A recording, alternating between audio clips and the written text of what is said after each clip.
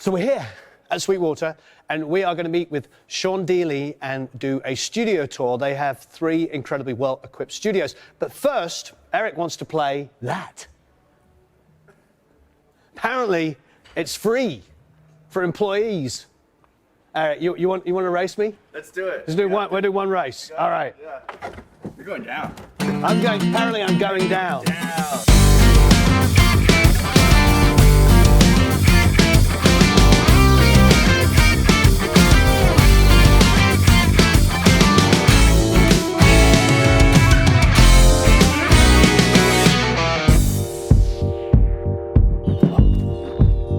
Winner! Winner! Woo! 1 second behind you. Oh, 3 seconds. Okay. 3 seconds in the lead. seconds. 1 by 3 seconds. Yes!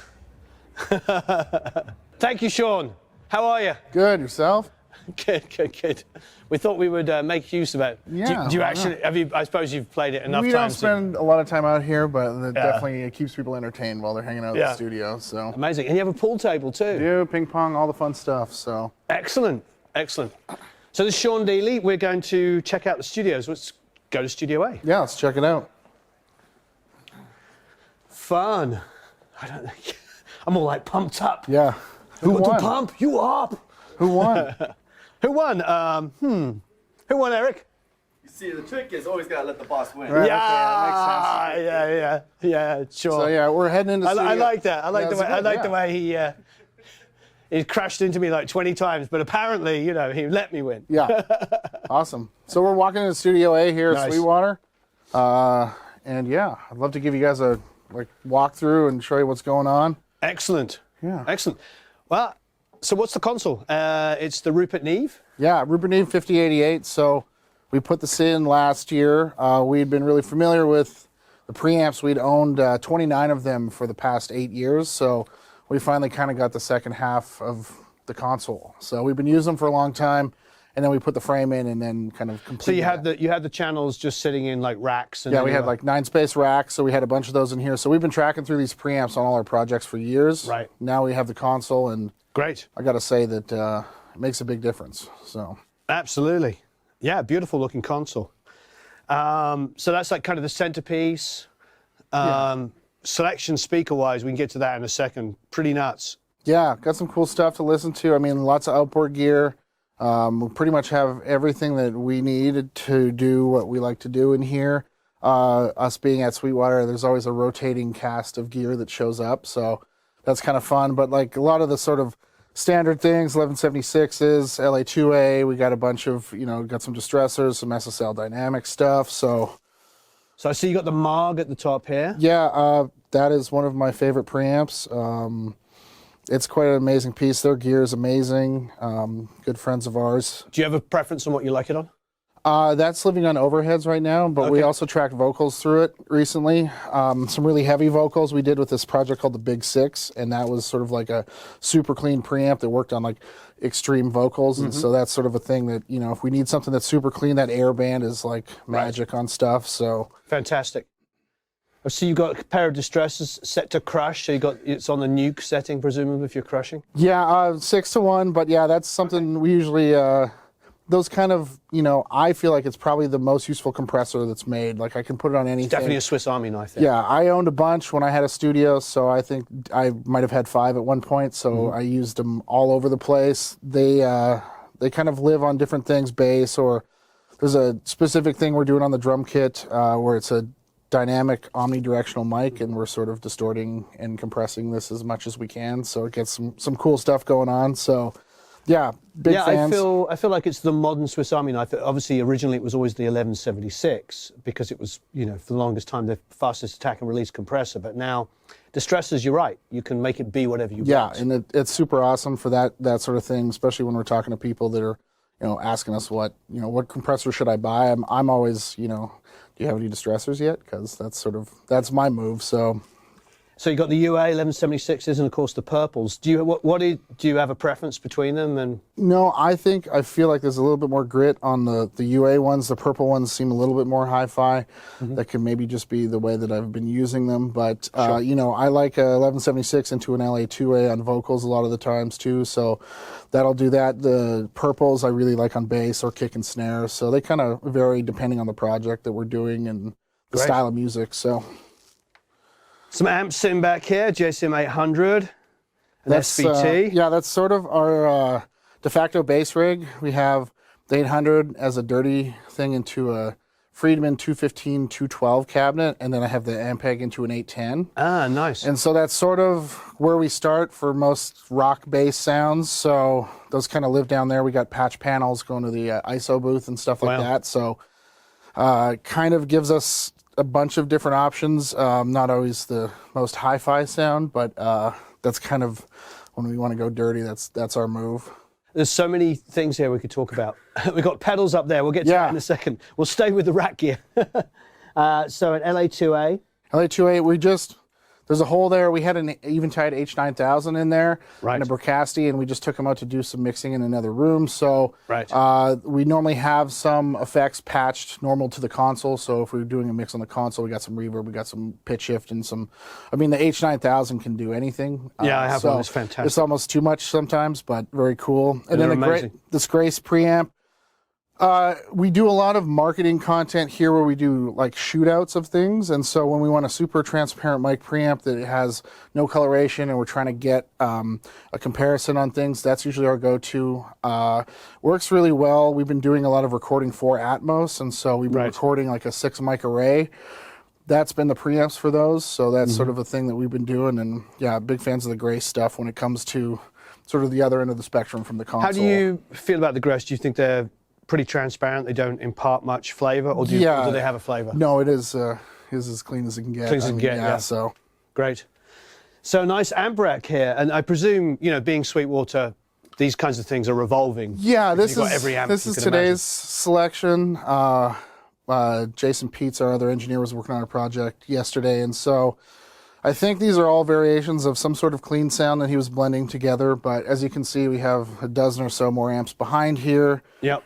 Some of the stuff we like to use a lot. This Soldano SLO100 is obviously a legendary amp, and so that's a really great clean amp, but one of the best heavy amps. I was about to say, I think of it as a heavy amp. Yes. Yeah, and so you'd be surprised how we use a lot of the chimier stuff that we can get out of that. Dr. Z-Rec is a new thing for us. Dr. Z makes great stuff, and so he sent us that one to kind of run it through its paces. Spectacular, chimey, bitey, sort of this great, huge guitar sound. So that's sort of new. Showed up last week, so lovely. Digging that. Paul Reed Smith, the HX100, the Jimi Hendrix amp that he's doing. So, I haven't heard that yet. Yeah, also pretty high headroom, loud, sort of Marshall. You know I'm going to want to fire up. Maybe this afternoon we can put some mics on some cabs and have There's some already some mics on some cabs, so we're halfway there. So. We were thinking, what are we going to film this afternoon? What are we going to do? Well, we could do some guitar tones. Yeah, we can make some noise. I think it would be fun. Ah, yes, baby. Yeah, and now obviously deluxe reverb. Everyone knows what that does. That's sort phenomenal. Of we put that in a head so we can move it around and have a speaker cabinet that matches that. I've heard it argued that the 65, a couple of times we mentioned it, the Deluxe 65 is the most recorded session guitar amp of all time. I've heard a lot of people tell me that. Yeah, you'd be surprised when you try all this other stuff and you go back to that and you're like, oh, there it is. Yeah. So it works. We got a couple of them actually. So, Every time in LA I would hire a session guitar player to come in. They'd bring in an arsenal of gear, but there was always a Deluxe 65 in there. Yeah, no, so it's great. Patch Bay is patched in right now, but I can lift up this stuff here. Yeah, let's. Do you guys want to come around? Yeah. Okay. So we got 500 stuff for days here. See the Chandler stuff, lovely. Yep, big fans of the stuff that Wade makes. The TG2s are some of the, I would say, best sounding mic preamps as a standalone format, so it's nice to have a pair of those. Beautiful. Do you have a preference? Using them on everything and anything, or do you have something you I used to own 4 stereo pairs of those. Yeah. They used to live on guitars for me, and even when I toured mixing front of house with Counting Crows, I had them in my live rig as the front end for guitar mics. So nice. Big fan of those on guitar. I know people love them on vocals and stuff too, but that's usually on a pair like a 57 121 usually lands in there.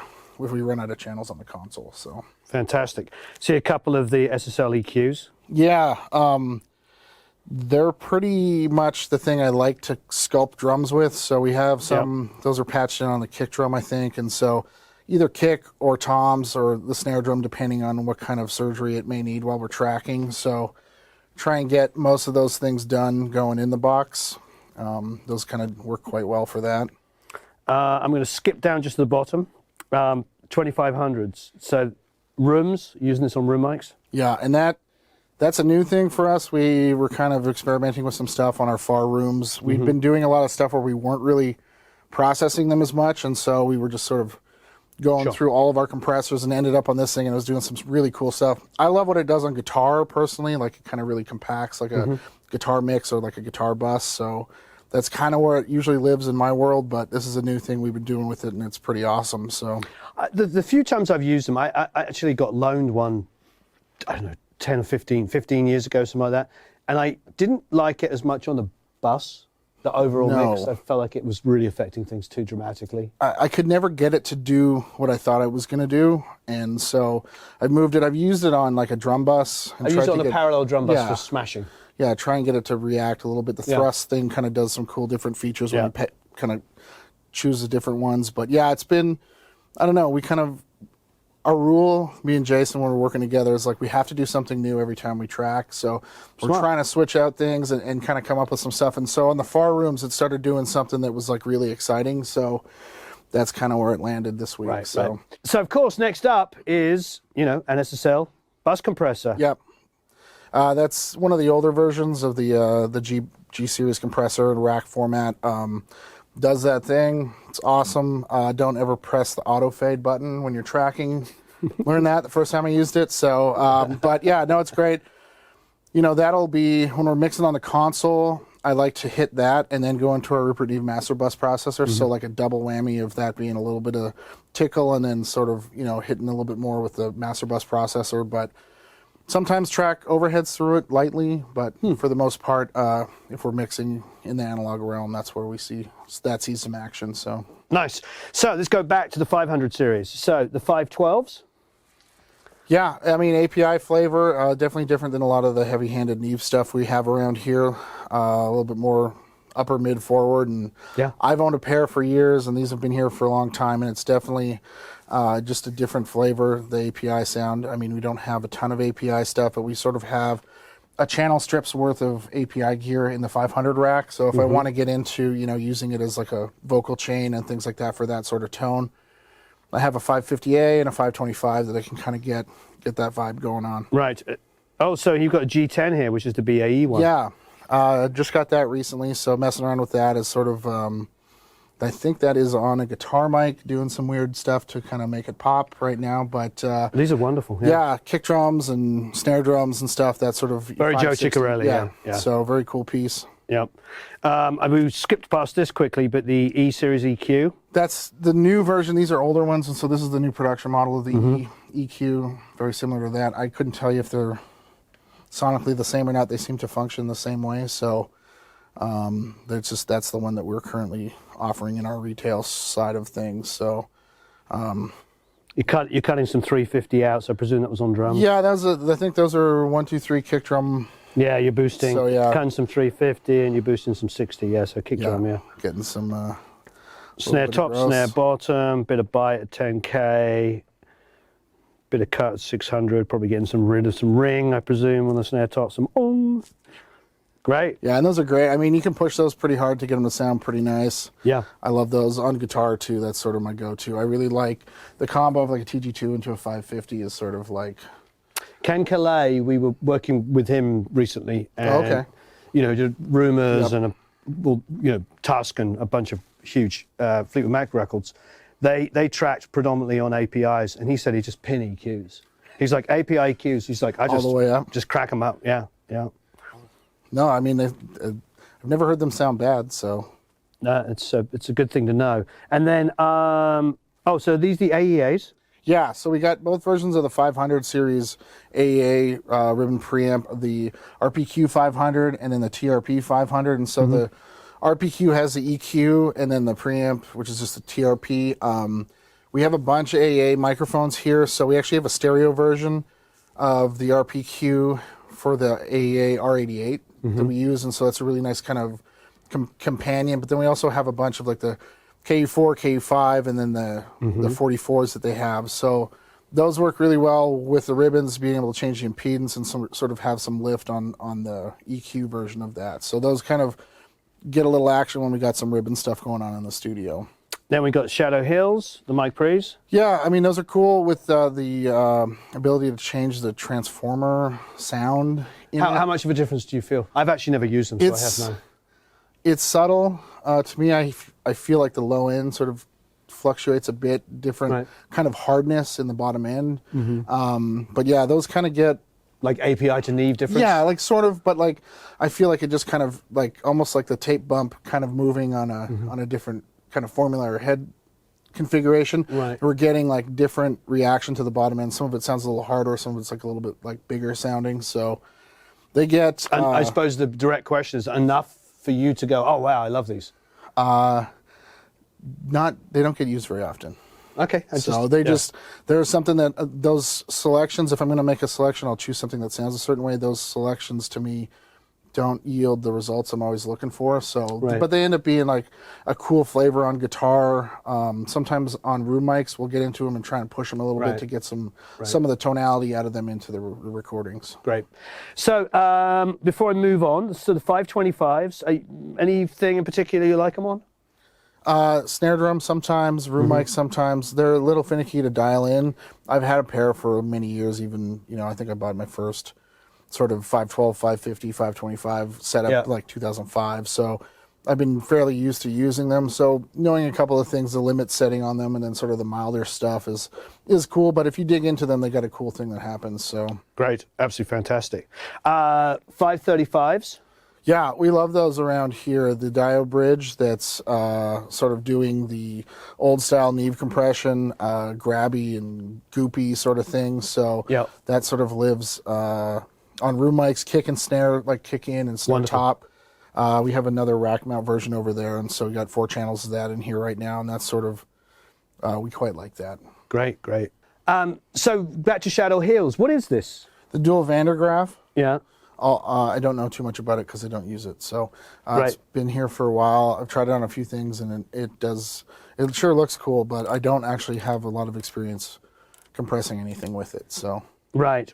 It looks fantastic. It definitely, all of the Shadow Here stuff, and I know Joe Ciccarelli uses the big... the mastering compressor? Yeah, the mastering compressor. I know he loves that and uses it a lot. I mean, I always think of Shadow Hills as being kind of like the David Lynch of compressors. Right, yeah, totally. And it's really super, super cool, and the people that love them. And I think part of what I love about our business is that there's so much individuality and passion behind gear. I mean, when I see this, I know most of this equipment here. I think of the personalities behind them, like Wade, or Wes at AEA. Yeah. And these are very strong personalities. They're very passionate about what they make, and they want things to have a sound and be something. And that's what I love about what we do. No, I mean, the audio opinion of people is pretty interesting when you put it into a piece of gear, or even the way you choose stuff. It's like,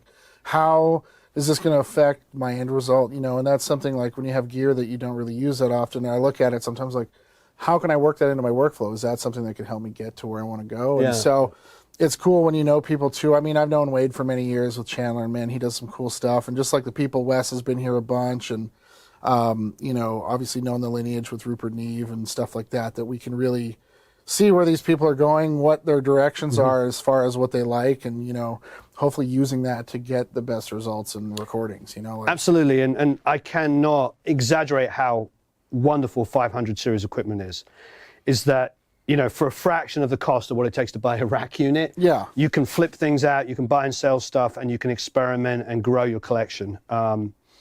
It's a nice way, and if you are interested in like multi-channel preamps and stuff, you can get one channel in here and see if you like it. And like that's something that for years I was doing was like, well, what style of preamp? And I would get like a different 500 series thing that did a different thing, and you kind of get an idea on that. But like, this is probably the most fluid section of our control room, where it's like okay, cool. Those didn't get used for 6 months. Let's get rid of them and try something new. And, you know, so we kind of flip stuff out of here a bunch. And Great. I think it's a really cool thing to be able to do that, you know, without having to like buy a $3,000 or $4,000 piece of gear, buy it, sell it. And, you know, we're looking at $500 to $1,200 on a unit, right? So Fantastic. So yes, we got some speaker options in A. The ATC 150s have been in here for many years. We've recently added a couple other options. So main mix monitors are the ATCs. They translate great out of here. So that's sort of the first go-to. The Oceanway HR 3.5 FLs are new, and those are fun. They go loud, they go low. They possibly rattle the lights out of the ceiling when we turn them up. So those are fun to sort of turn things up, and when we're tracking, they're great for that. And then these smaller Amphions, the 218s, are also new. Really great low-level monitoring, mixing, checking mixes. Those are amazing. So 3 very different sounding speakers, but we have lots of options here, and so we've been super happy with the results we've been getting out of this room. I do a lot of my mixing in here, and the translation is awesome. So with the 150s, we do have a sub down here, so we are adding some low frequency extension. The other speakers don't have subs, but those Oceanways go super low, so they're pretty awesome. Any other speakers you switch them out with? We have some Focal Trio 11s that sometimes make their way in here. They're in the live room right now, so we listen to music on those a lot. They're super enjoyable to listen to music on.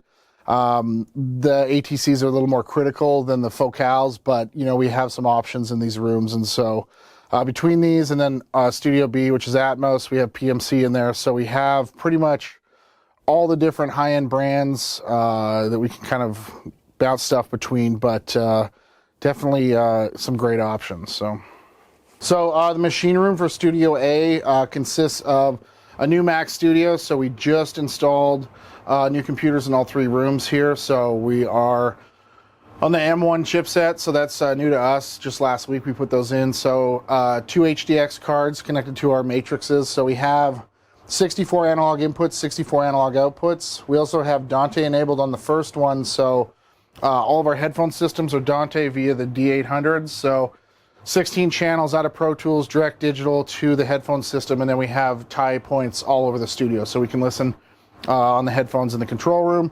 live room, ISOs, all that stuff is wired around the studio. So through this network patch panel, we can access Studio B and C's Dante network, so if we do want to work between the rigs, we can actually connect the computers. We've done some stuff where we've tracked for Atmos in Studio A while monitoring in Studio B. So that's a super cool thing that we've been doing. A couple other things in here. We have UAD satellites, so 2 Octos for the studio.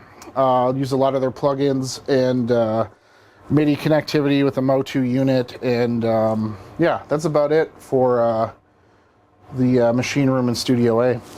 Do you guys bounce the tape on these machines? No, that tape machine's never been used. So it got purchased for a project that never happened. So 1-inch 8-track that's kind of a little bit obscure size, so that hasn't seen any action. And we do have a 2-inch machine behind you. Use it to transfer some tapes, but not really get any tracking action on that. So let's talk a little bit about the 5088. Yeah. I would describe this as the muscle car of consoles. It goes real fast. I'm not sure if it has brakes, but simple in its feature set. But you mean it goes really fast in a straight line? Yeah, doesn't straight line. corner We don't very do well. corners. We just go fast, pedal to the metal. No, it's super amazing sounding. Yep. Very simple routing. There's 8 mono groups, a stereo fader. There's 4 stereo sends. They can be broken up into mono sends. I noticed the texture is on max on every single channel. I feel, and Jason, who was just doing a session on this console, feels that if we would like the texture to be there, we would like all of the texture. So Okay. to me, I normally all the way up, blue or red or none, and those are the kind of 3 flavors we can get out of this, which is super cool that it gives us the option, the red being more aggressive in the upper mid-range, blue being kind of bigger, and turning it off just kind of doesn't really accentuate anything, but sounds really good. So, and the subtlety of a little bit of that, I feel like just going for it is a little bit more, gets me where I'm excited about it. So, fantastic. We did, I can't remember which piece we tried out, but we did use a Rupert Neve piece that had the silk on it, and it was pretty dramatic. It's not one of those we were talking earlier about, the Shadow Hills, where you're like, yeah, it's a little different. No, it gets bigger, it gets more aggressive, and it's one of those things that if it's not the right fit, it's not the right fit. But like if it really is the right use of it, it makes stuff better. Right. And so we have that feature. I mean, obviously there's no silk on the center section of the console, but our master bus processor, and then we also have a summing mixer, the satellite, the 5057 summing mixer has it on there. So if we're tracking and or mixing with some analog stuff, we have a few different spots where we can add that in.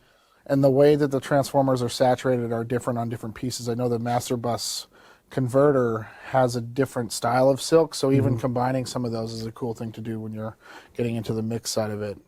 That's really, really fantastic. So anything about this console that really jumps out for you? Obviously, you already knew the mic pre's. You've been using them before.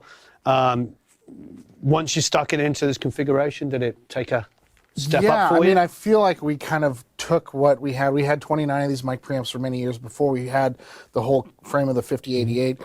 And I think that we really kind of completed the package. It is so much more of a system, and it works so well together now. I feel like we kind of finished off the sound of the preamps by putting it through the console. So there's another input transformer, output transformer on the direct out. So we're getting some more ability to hit some iron.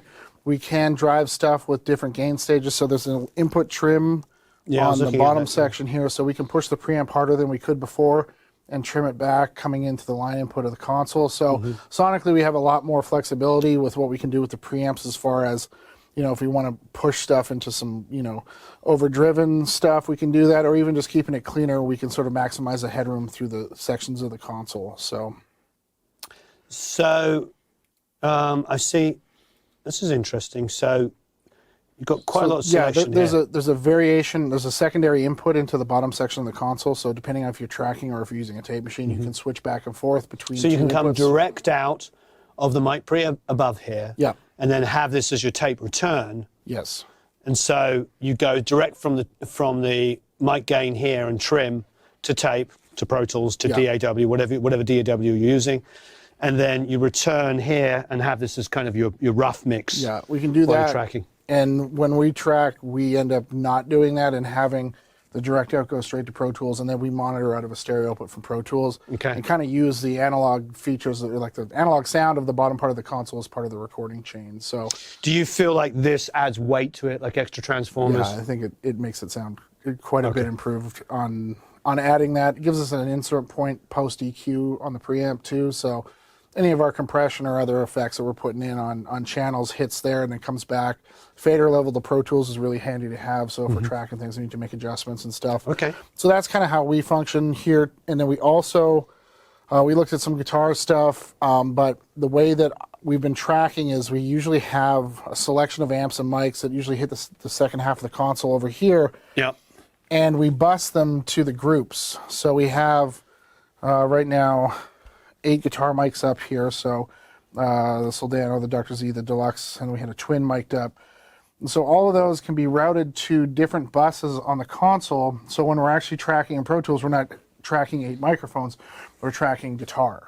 So we have like a single channel that goes into Pro Tools. Using the summing of this console, it sounds really good. I usually hit, we have a retro Pultec here that I usually kind of sweeten up the guitar with, and so that's sort of like a really cool feature that we have to eliminate a bunch of guitar mics in Pro Tools and also get a really great sound using the summing through the console. Fantastic. Well, while we're over here, so you have the retro? It's a pretty extreme piece of equipment. It is a little tricky to use. There's a lot of settings. It's effectively a limiter. There's 2 styles of limiting that can be done with it. It can be a mic preamp. It does like clipping distortion. So I've used it on mixes on like the tail end of trying to get like a really loud analog master. We use it on room mics to kind of get some energy out of them. Other than that, those are the kind of the 2 spots that it lives. It's fairly new to us here. We found it in our gear exchange in the store and kind of moved it over here to get it on some stuff. But it has so many different configurations and settings between what it can do that I don't think we've really explored all of its options just yet. Interesting. The Great Rivers. What's that? Yeah, Great River. I mean, I'm super familiar with that company for years. I had a pair of their mic preamps for a very long time. This is actually a piece of equipment that belongs to our friend Lynn Fuston, who's director of written content here, but a longtime engineer in Nashville. And so he has hooked me up with his mastering EQ that I've been using on guitar lately through our guitar bus and sweetening the mid-range. It's kind of I don't want to speak out of line, but I feel like it's a Neve style EQ. But it's got a really nice thing it does to the mids, and it's very subtle, but it's a nice thing to sculpt with. Well, it looks like it's got that kind of PQ 1061. I don't remember the model of Neve, but it was the BBC EQ points that they asked for. Yeah, it's got a lot of those very musical ones that Yeah. are familiar from like 1073s and 1084s and stuff like that. And the Cowrex. Yeah, the PQ 1061. It has those EQ points. Really, I would, if I was looking at this and remembering my personal experience with PQ 1061s, really good on guitars because you can get there and find that low mid that you want to bump in to glue it together with the bass and drums. You've got so much high mid selection here. I remember PQ 1061s just being the ultimate guitar mic pre. Yeah, and I was messing with it, and that's kind of where I landed. And so far, it's been pretty subtle, just a little bit of like sweetening, but that's kind of a cool piece. We kind of have been on the hunt for a new like stereo mastering style EQ, and that's sort of kind of what we're trying out with that one. So earlier when I was talking about talking about the Silk and the particular piece of Rupert Neve equipment that we tried it on that was dramatic, it's this. It was the Orbit. Yeah. Yeah, which I was, bluntly, I was a little skeptical when they first sent it to me to try. I was thinking 16 channels running through a single, 1U rack mount. But we had a blast with it, and it really did dramatically improve, and the word is improve, mixes. So if you were mixing in the box and you actually just wanted to get one piece of equipment and just elevate it and actually make it feel, I hate this word, a little bit more analog, or the worst word in the world, I'm going to use it, warm. I know I said it.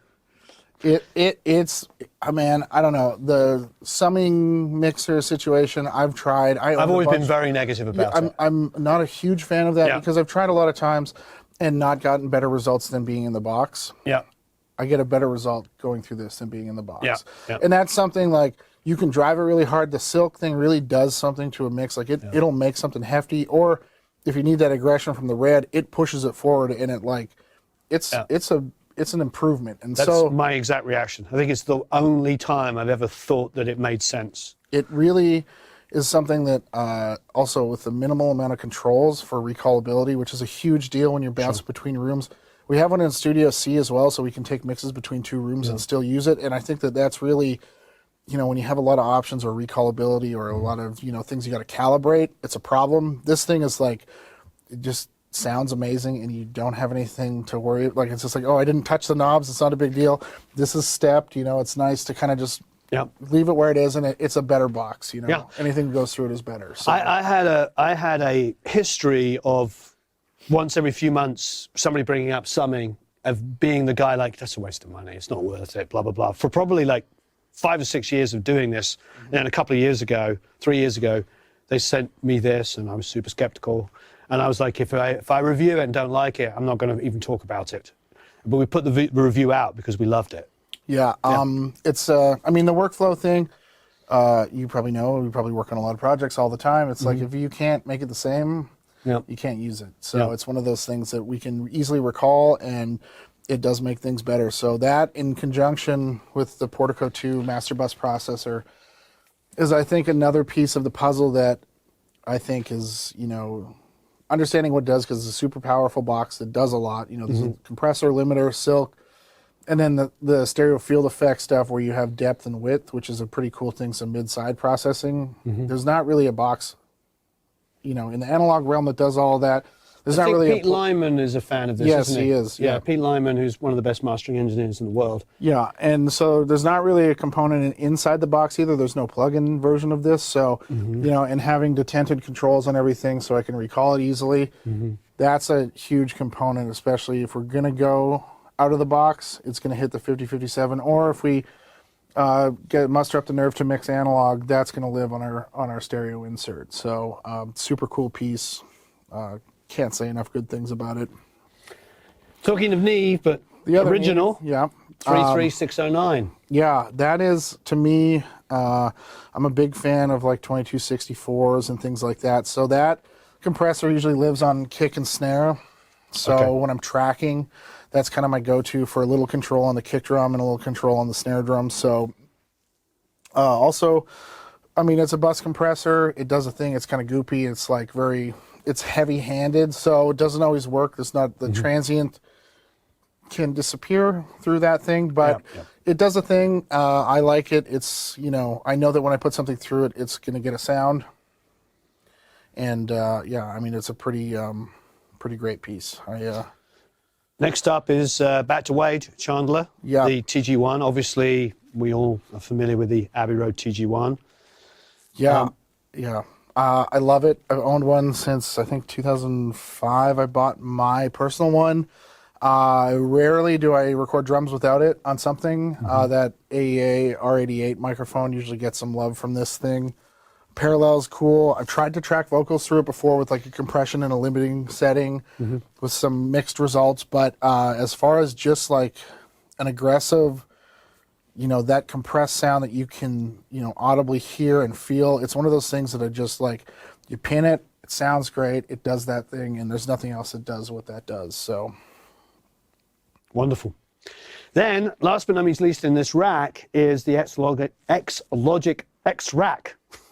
Super analog. So I think they've discontinued this style of gear. It's not 500 series. It's a bit bigger. Kind of went in conjunction with the AWS 948. So these are stereo modules. So we have dynamics and gate expansion on each channel here. So there's actually 16 channels in this rack. So effectively, we have it here. So when we're mixing analog, we can use gates and compressors on the console. So each of these is a stereo channel? Yeah, so there's 2 inputs on those, so they act as stereo. Oh, I didn't know. Also, the compressor on these is super grabby and really exciting, so we'll sometimes hit room mics and stuff with that to, go up on a high ratio and kind of get them to go and get into that sort of crunchy SSL style thing. So super, this is a very utilitarian sort of like if we need a gate or a compressor on a channel when we're mixing, but then also tracking. I just like these compressors because they kind of bring some stuff out of whatever you run through them. And I love the auto gain makeup. I think that's more compressors should have that feature. That's always been the thing with the SSL, wasn't it? I'm looking for a guitar pedal, if anyone's listening. A guitar pedal that has an SSL style compression with a single knob, more compression, auto gain makeup is sort of like, I'm on a hunt, so. All right, consider it done. Yeah. The man that knows how to make that is arriving this afternoon. Oh, cool. Yeah, then let's talk to him. Yeah, for real. Okay. While we're here, what's the Hazel Rig Industries? Yeah, so this is a mic preamp and EQ. Oh, it is? And then this is a compressor. And so Hazel Rig Industries, our friends George and Joff, Hazel Rig, run DW Fern. So the red face Oh, I know gear, these guys, yeah. they have these recently released, the VLC, VNE, and VDI, which is a tube DI. Very amazing piece of gear, super powerful. There's no actual markings of frequency. It's like high, low, and there's no, you're not actually looking at numbers and things. So very musical decisions, amazing mic preamp, amazing EQ. This compressor it's like a better box. Anything that goes through it sounds better on the other side. It's super fast or it can be super slow. It can have a lot of compression and you can still not hear it. Like, it's just one of those things that has amazing control.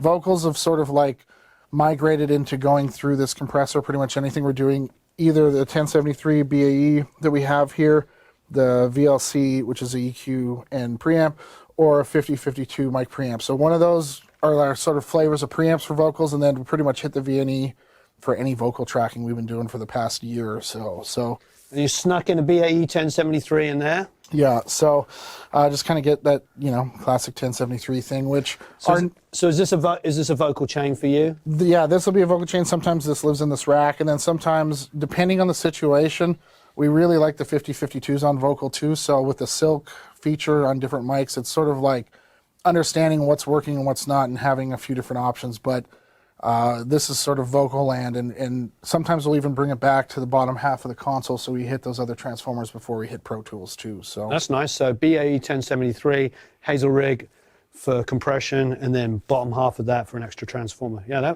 that sounds quite nice indeed. it works quite well. Yeah, So yeah, lovely. We've been pretty happy. Now let's go down. Last but no means least, this rig here. We got the 5500. Any favorite things for that?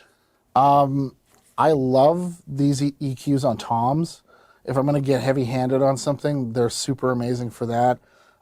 This has also been something we've been messing around with, is like a stereo sort of bus EQ to see if we can lift stuff. The feature of like splitting how much you're doing, so you can do like a half dB increment instead of it being +2, which is kind of a big swing if you're doing a mix EQ. So, and then also guitar stuff, like we talked about the other API EQs. I love them on guitar, so they have the right sort of frequencies that you can get something just lifted out of a recording, and I think that this is a super powerful piece. I quite like using it. I'll probably keep trying it on different things. So, yeah, I'm stoked on that.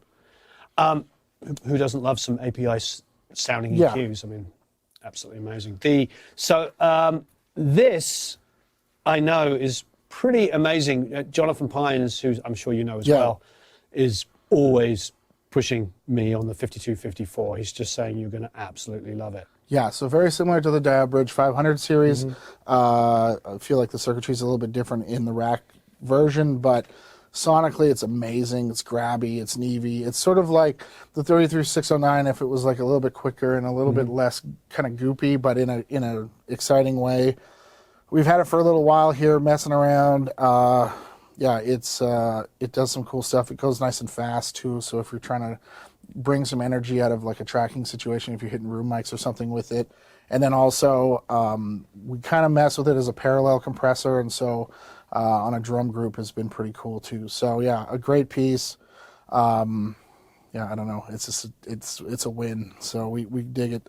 Definitely like the high pass filter too, which is something I was going to say, I think there's two additions that really make these hardware compressors usable in an everyday situation. Because you've got a high pass, so it means like for bass guitars and stuff like that, you can let the low end come through. Yeah. It's not the only thing controlling the compression. And then, of course, the blend knob is just huge, because then you can use it to annihilate things. Yeah, and just bring it back. Everything louder than everything else, and then just turn it down a bit. So, yeah, great piece. I mean, that's what plugins did for us, because plugins started doing all of these things, and then all the hardware manufacturers are like, oh, we should put those on our gear. The plug-in version of the 33609 is something I go to quite a bit because it has that mix knob, right, and a high-pass sidechain. So, but those are the kind of features that now we expect in hardware. So when a company like this does something like this, it means like they're listening to the people that are working with this stuff and delivering a product that works. So that's a great piece. I'm an idiot. I didn't know Earthworks made mic pre's. So I wasn't totally aware of them either, but they make these. This one I think is discontinued. That's a shame. Extremely high headroom, low distortion. So we were doing a bunch of captures for the Neural DSP Quad Cortex, and so I had figured out a signal chain that I was using a DPA 4011 into this. So like completely transparent, full frequency response, and then going through our summing mixer to add a little bit of the silk to the sound and sort of making captures through that. But I was finding that this was...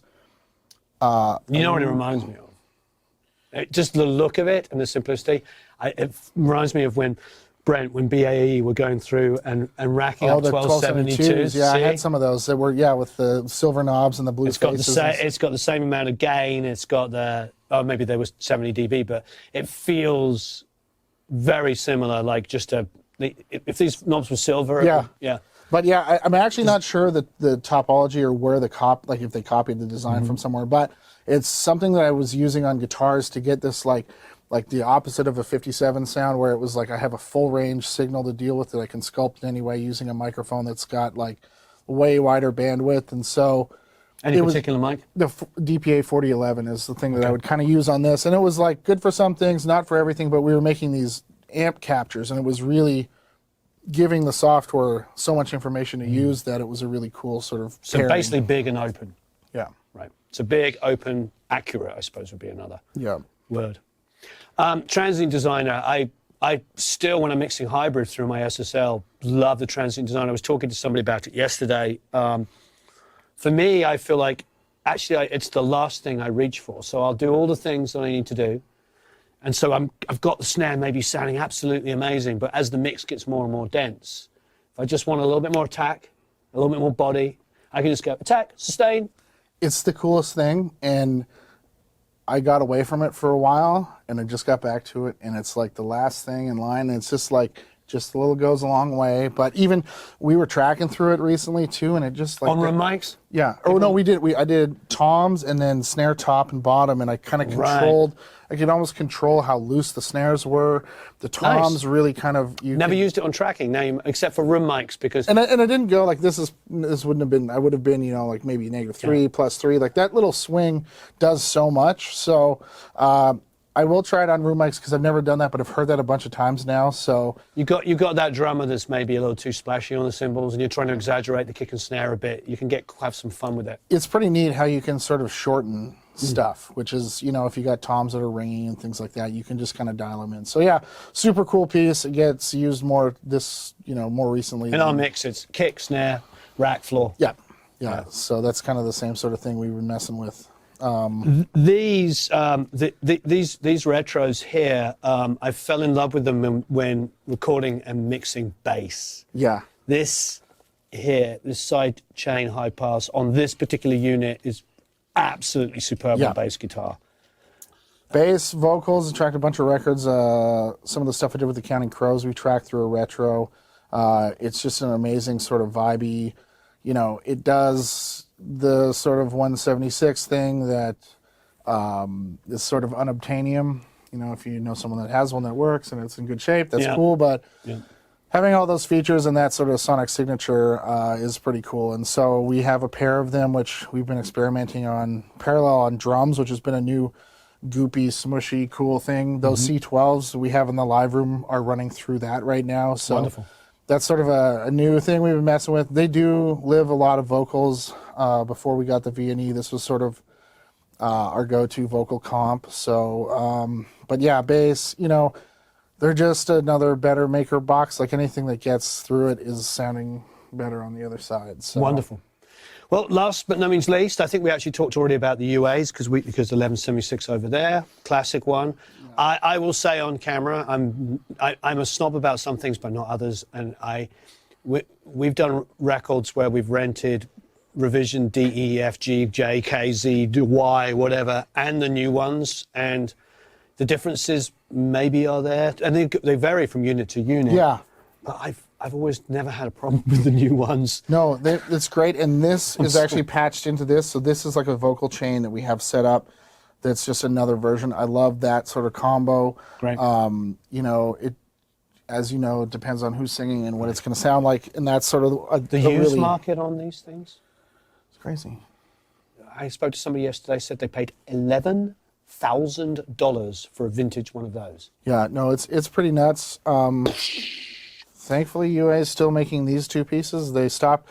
LA3As are one of my favorites, and they stopped making those. Amazing. I sold my pair, which I'm super bummed about. But, you know, these are great reissues. And, like, I think a lot of it has to do with components. I mean, there's a lot of people that know how to calibrate the 1176s to work right. And these ones have sounded great. You know, all of ours are in a consistent, you know, they're wonderful, but $11,000. That's insane. One? Yeah, it's insane. Yeah, so maybe it was a one-off. Maybe it had some history on the compressor, but my mind was blown. The reissues. As far as reissues goes, the LA2As are like, man. I had a pair of old ones that I didn't own, but I had in my possession for many years, and these reissue ones do exactly the same thing. I wouldn't trade. You know, I could swap those out and be happy either way. So great. So our drum room here is. Pretty freaking awesome. Yeah, well stocked. I don't know. We've got new sounding stuff from DW, Sonar. Got some mahogany Ludwig stuff, snare drums. I mean, effectively just about any style of snare we have here. Gorgeous. Some pork pie stuff, DW, Ludwig. We have a whole selection of like different variations of Black Beauties, Mapex, Black Panther. I don't know. It's a drum nerd's dream, I think. You know, we got kick drums 20, 22, 24, 26. This is my old Radio King. So that gets a little love here and there. I'm like a little kid. I'm like touching everything. And I'm putting together the kit. So I'm like, okay, this is a 24, And then there's the rest of it up here. Yeah, and so there's the 18 for that Craviotto kit we got out in the live room. Nice. I got a late 70s Gretsch kit. That's mine. That's 22, 13, 16. That Good sees taste. a lot of action. Yeah. These Tamas are pretty amazing. The Tama Star series. So that's kind of like old Camco shells. So these are quite beautiful. Those are oak Ludwigs. So that's a different sounding Ludwig kit, which is kind of neat. A little bit louder and I don't know, just a little bit of a different thing. So Wonderful. I love your selection of snares there. Yeah, so we got 5-inch Black Beauty, Pearl, Maple, Gretsch that matches our Gretsch kit. Then we have a 20, 22, 24, 10, 12, 13, 16, 18, and then we got... With the stop sign badge. stop sign badge. Pearl Masters, Maple Gum. This gets a lot of action. So we've had people like Matt Halpern from Periphery and Ray Luzier from Korn come in and do some content and play that kit. Vistalite. Got the Bonham Vistalite kit, so 26, 14, 16, 18 in orange, so that's kind of cool. You know, a bunch of snares. We got some out in the room that we're using, but, you know, some metal ones, some wood ones. Got a titanium trick. I've got some vintage round badge Gretsch, some Leedy, some Ludwig. So you got some kind of boutique-y, kind of weird, vintagey. What's this? Oh, this That's an old... so light. Yeah, that's mine. Is it I aluminum? collected drums for a while, and so kept a few things. 6 lug, 14x5 Ludwig and Ludwig, I think from the 40s. So that's kind of got a cool thing. They'll have little things in the snare wire, so this room doesn't buzz like crazy, but super live, kind of can be really fat and pockety.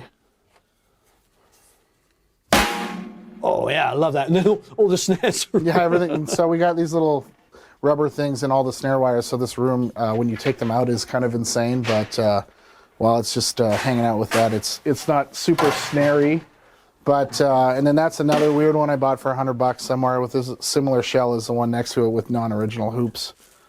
So kind of fun. Round badge next to it. One of the first sessions I did here at Sweetwater Studios, Vinny Colaiuta was playing drums, and I haven't asked for an autograph since I don't know, maybe I was 15 or 16, but Vinny signed the inside of that for me. So This? yeah, it's kind of a cool little thing. Oh, yeah. To Sean. Thanks a mil with Vinny's signature. Yeah, so I don't know. That was a little bit of a drum nerd day, but he enjoyed playing it, which is always awesome, and we had a cool session with him. So amazing. And then what's this last Trick USA here? What's this? that is a titanium drum made by Trick Drums, which do a lot of weird metal drums, and it's kind of a dry sort of. It's a different vibe than a steel or a brass snare, so a little bit more controlled. It's an interesting sort of variation on some stuff, sort of similar to a Dunnett titanium shell, but yeah, it's kind of a cool one. Amazing. And more. Yeah, more. So there's a bunch. We have a bunch of 10 lug and 8 lug Ludwig Black Beauty and variations on sizes on those. WFL did some powder coated aluminum drums a couple years ago, which are kind of interesting. So that's a little bit of a different flavor. Deeper Black Beauty there. Yeah, and so there's another one that's out there that has die-cast hoops and stuff that's on the kit. That's some sort of quite inexpensive drum that's sort of tuned low and gets kind of weird sometimes. Pawn shop find with I think a weird Japanese head on it that is a Compco. Yeah, it's a weird one. Japan. Yeah, and then a bunch of DW stuff. We got cherry gum, Purple Heart. This is an aluminum. Mahogany. That's a 15x6, so it's like big and fat and weird. So that kind of, you know, ballady snare is kind of cool. So, you know, we have a lot of options if you want to find the right drum for the right part. We usually can get there pretty easily. Amazing. Amazing. What's this? Same thing. It's a pewter Black Beauty Pewter. variation. I think it's not called a Black Beauty, but it's the same shell style, different metal that they use. It's gorgeous. For that. Yeah, beautiful drums. Gorgeous.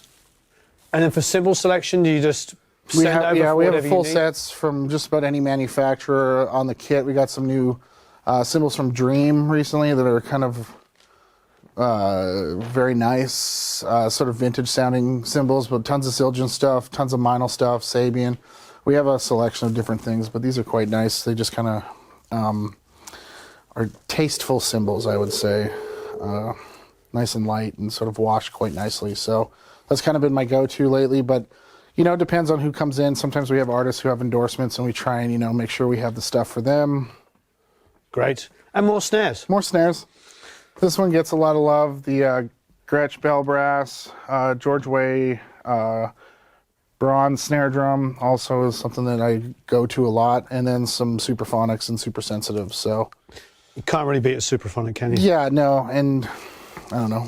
We have enough of them that they're sort of tuned differently, and so it depends on the situation that we can just kind of grab a drum and go. So Fantastic. lots of options. So I see you've got the Rhodes sitting up here, mic'd up. Yeah, I was unaware of how cool the amp sounded for many years. I would DI a Rhodes and try and make it sound cool once I got it inside the computer and stuff. And then I finally put some mics on it about a year ago and changed my life on making this go. So this is, I don't know, there's nothing that really kind of compares to Rhodes and or Wurlitzer. I have a hard time finding electronic piano sounds in the digital realm that are convincing. So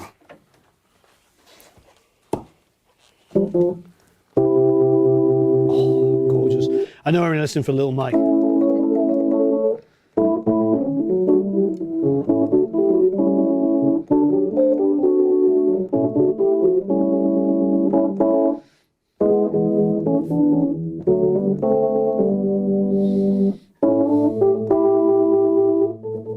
It's gorgeous. It's really tough, obviously, with little lapel mics, but it's so satisfying to feel it like kind of vibrating in front of you.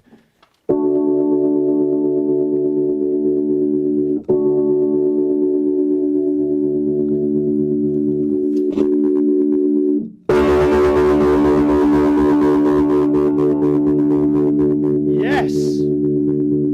It's amazing!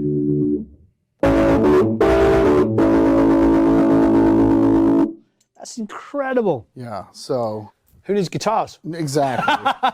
Wait there, I'm a guitar player. It pairs well with guitars, though. But, you know, like, that's the thing that I didn't even realize how grindy this thing got until I let it rip. And I was like, man, that is, especially with the vibrato on it, it's like you put that in a mix and it's got some movement. And Yeah. it's hard to beat. So it's a cool piece. It's nice to have this at our disposal. I mean, same thing with the Wurlitzer. That sort of, you know, the distortion that you get from that in those tines, it's just like, it's not quite the same. It's very player sent, you know. Here.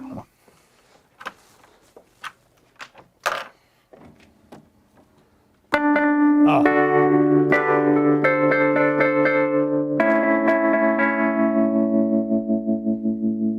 That's fantastic.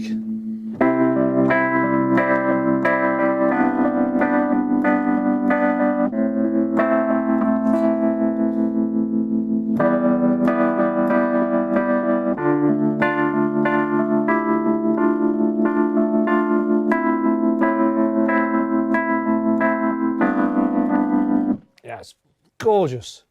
Yeah, you're right though, there's something satisfying about using the real deal and not using A, plug-in, or B, just relying on a DI. Yeah, and that's, I mean, I had the fun experience of retining Wurlitzer on the road a few times and like fixing that stuff. Fun. And, yeah, there's components of it that just, you know, the actual physics of the piece moving and the magnet and the way that all that stuff interacts and the distortion you get from the person that plays it, and if they know how to really dig into it, is like way different than you get if you have something that is a model of that. And so, you know, these to me are really sort of, you know, things that are hard to recreate once you get into the digital realm. And so it's a cool thing to have here for us. Tuning them by dropping little bits of solder on them. Yeah, and then filing it off, and because you went too much, and yeah, it sucks. So on a hot summer day on the road, you know, so it's an interesting thing. Yeah, I did try to do it. I had a Whirly for years, and I do remember trying to tune it, and it was a pain in the butt. Yeah.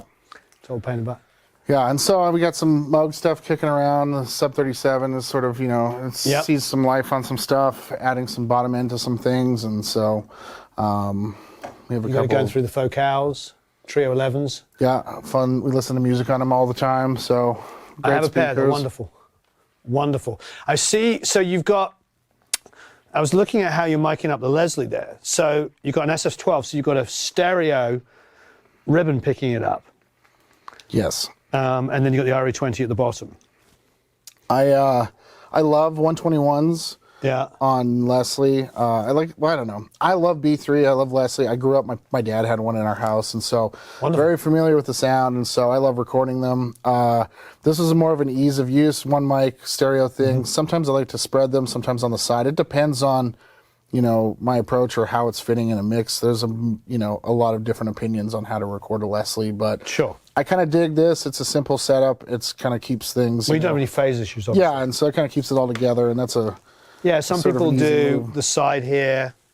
I've seen Right, this a lot. and the Leslie cabinet that we have is a 21H. It's been modified, and so it actually doesn't have two louvers on the sides, so we don't get a ton of sound that comes out of the sides like you normally would. So Okay. being on the back side of it kind of alleviates that, and I've never had it not sound like a B3, so it's it's working. Fantastic.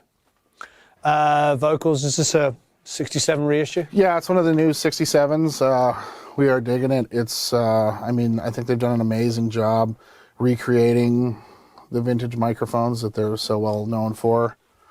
That's been kind of a winner on a couple vocal shootouts lately, so. Great. Yeah. C7 piano. Well, is that DPAs again? Yeah, those are 4011As. We have a number of them and like them all over the place, so.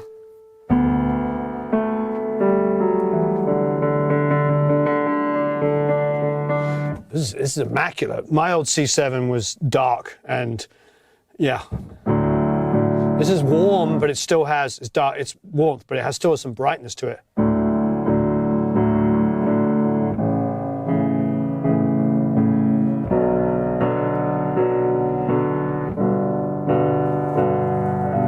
Yeah.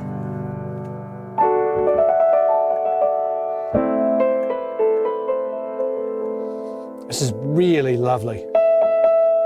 Incredibly responsive.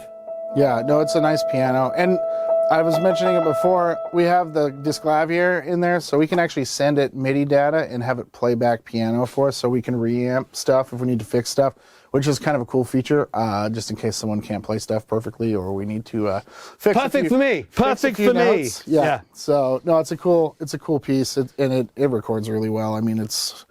you could put anything up and record this, and it sounds pretty nice. So This is one of the best C7s I've played. thank you. Yeah. This is a weird cabinet. There's two 15s and two 12s. Bill Keller from Macedon had a signature Friedman called the Butter Slacks head, and this is the matching cab. So 215, 212s. So it's got some more weight to it than a normal 412 for like some more distorted bass parts. So that gets used quite often in conjunction with more of a traditional bass sound through the SVT, and so buy our M88 on that. And normally we have some variation of the FET 47 on the 810 cabinet. Wonderful. I think, are we covering everything? Let's just do a little bit. So nice selection of bass amps here. Yeah.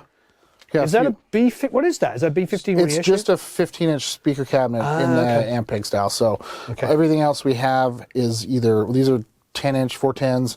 That's a single 12. These are 10-inch. So it's the one thing that's got a 15. And I think that when you need a 15, it's got to be like that sound as a sound. So right. we kind of make that our fake B15 and sort of dial it in more mid-rangey and not quite as, a punchy 10-inch thing. So Great. yeah, some cool options.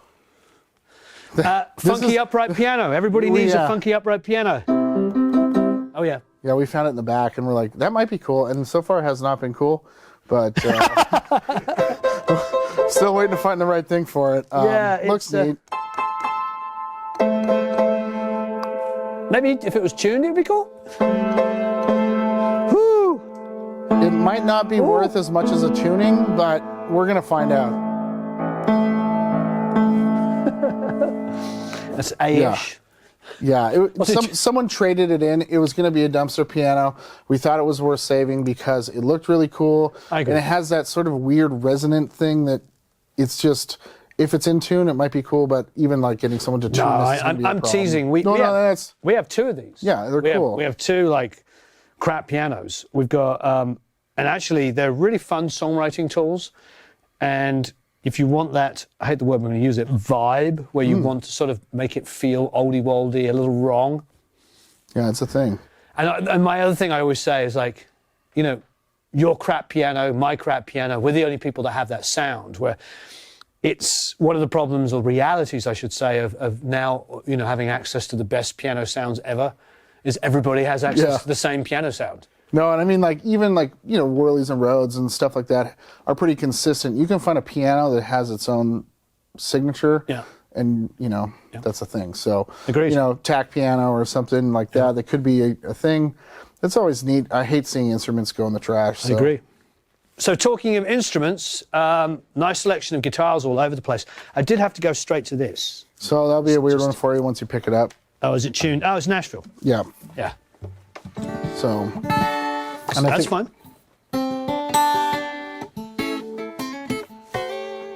Yep, it's done by Nashville. It's gorgeous though. So that's a nice one. That layer is really nice. We have a Martin D28V, G18V on the other end of that rack that is amazing. A Federa bass, some 5-string stuff. Those are some cheap guitars that we just have sort of kicking around. This is a spectacular instrument. Looks beautiful. Oh, it's so light.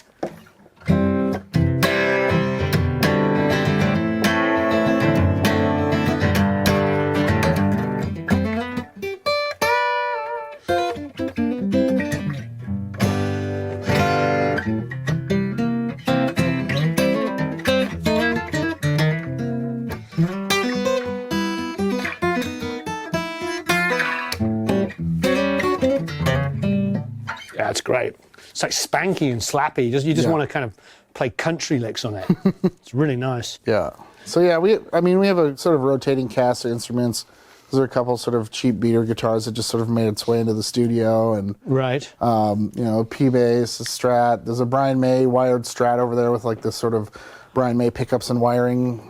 That's sort of an interesting thing. You said Brian May, so of course I had to go and look. He said the magic words. Oh wow, yeah. Yeah, with the D-Almonds. Who did that? The guitar shop here. They were doing some stuff. They shot some videos on some Queen guitar sounds and some recording about Queen stuff probably 4 years ago. And so Don Carr, one of our content guitar dudes, had that made. And so that sort of has all of the same electronics and wiring as Brian's guitar would. Amazing. So you can get close to the sound of his thing. P-bass, a Washburn. Yeah, got it all covered. This Wow. is sort of a piece Wow, of the puzzle. M160. So what's this? Is this kind of a That's an anniversary edition. M160? Yeah, just a silver version of that. I used to have some old 60s ones with like the old school connectors on them and stuff that I sold, which I'm... You got the 565s up against the Royers. Are you noticing anything with those? The 545 Oh, 545s. ones, yeah, they're the new ones. Yeah. And they're amazing. And we use them all over the place. Guitar, snare drum. Yeah. They're just like a 57 without the kind of really nosy kind of knock to it. Yeah. Just makes them a little bit more pleasing. And so, yeah, anywhere we need like a 57 style thing, that's kind of what we transition to. So 121 and a 545 is sort of like a standard configuration for most of our guitar tracking. We do something, you know, like that's an M201 and an MA37 Mojave. So it's sort of a different flavor, but, you know, usually a dynamic and something. So the Royers definitely are our first choice. And then You seem to really take into those 545s. yeah, and you know, I messed around for years, was like, you know, using Telefunkens a lot, the M81s on drums and stuff like that, and they still appear a bit, but these are sort of, you know, my flavor of the week, and I've been digging it. It's been getting me the results I've been wanting. So,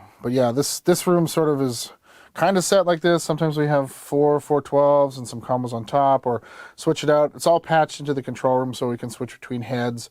Have, you know, SGI extenders here, so we can, you know, plug in combos. And this is the Magnatone stereo Twilighter. There's like 2 power amps in it, so it's like true stereo vibrato and trim. So it's this massive sound, and we use that on, you know.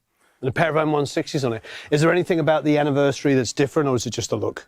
It's wired out pin 3 hot, so it's actually out of phase. So like traditionally, like how they would have made it. So that's the one thing when we have a pair of them, we got to make sure that we're paying attention. So but other than that, they seem to be very similar. the buyer stuff I think is pretty sleeper. Not a lot of people talk about it, but the Well, the 160s, M160 in particular is. that the M88's a big favorite of mine on Yeah. bass and kick drum, depending on the style of music. So. Yeah, bass, kick drum, and vocals. Yeah, no, totally. It's the weirdest thing. Well, It's like that's- one of the most. The 201 is also, you know, sort of maybe a more hi-fi 57 type thing, and that's something that sees a lot of action, you know, on guitar combos with different mics and snare top sometimes. No, so sorry. So this is the Sony, is it? So that is the Mojave MA37, which is a copy of the Sony C37. Yep. So very cool Japanese version of a German tube mic copy from back in the day, but very cool on guitar. I'm partial to them on toms if I trust the drummer enough. Overheads are pretty cool. Right. Vocals, they have like a weird tonality to them, so it doesn't work on every voice, but Right. another cool flavor to try. Amazing. Yeah, we did try those out, and our good friend Manny Nieto did a video on them, and pretty amazing sounding mic. Yeah, no, Yeah. big fans. But the 545 is one of the things I'm most excited about. yeah, no, if you haven't heard it, we'll pull it up and I mean, I have from when I was a kid. Cause Right, yeah. I used to go to music stores, and you could buy those for like, you know, nothing. yeah, and everybody wants a ton of money for the old ones now too, Yeah. which is kind of funny. Because but- they would have them with fixed cables. Yeah, and some of the older ones with like the 90-degree connectors and Yeah. you know, like all that old Shure stuff now is fetching a pretty penny on like the used market, which is kind of funny that it's still just $100 microphone. That, but anyways, to be honest, these new production 545s have been really impressing us. So I would say if you're in the market for that sort of thing. Yeah, I'm sure that there's so much gear that is, some gear is made of, as engineers like to call it, unobtainium. Yeah. Made of certain like pieces of things that can't be made anymore.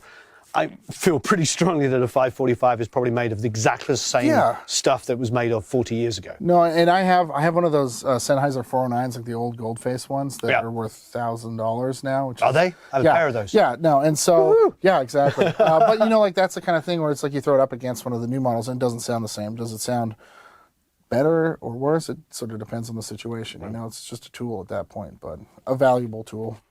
Wow, amazing. And just amps everywhere. I mean, this is, for you, it must be just paradise because you can just...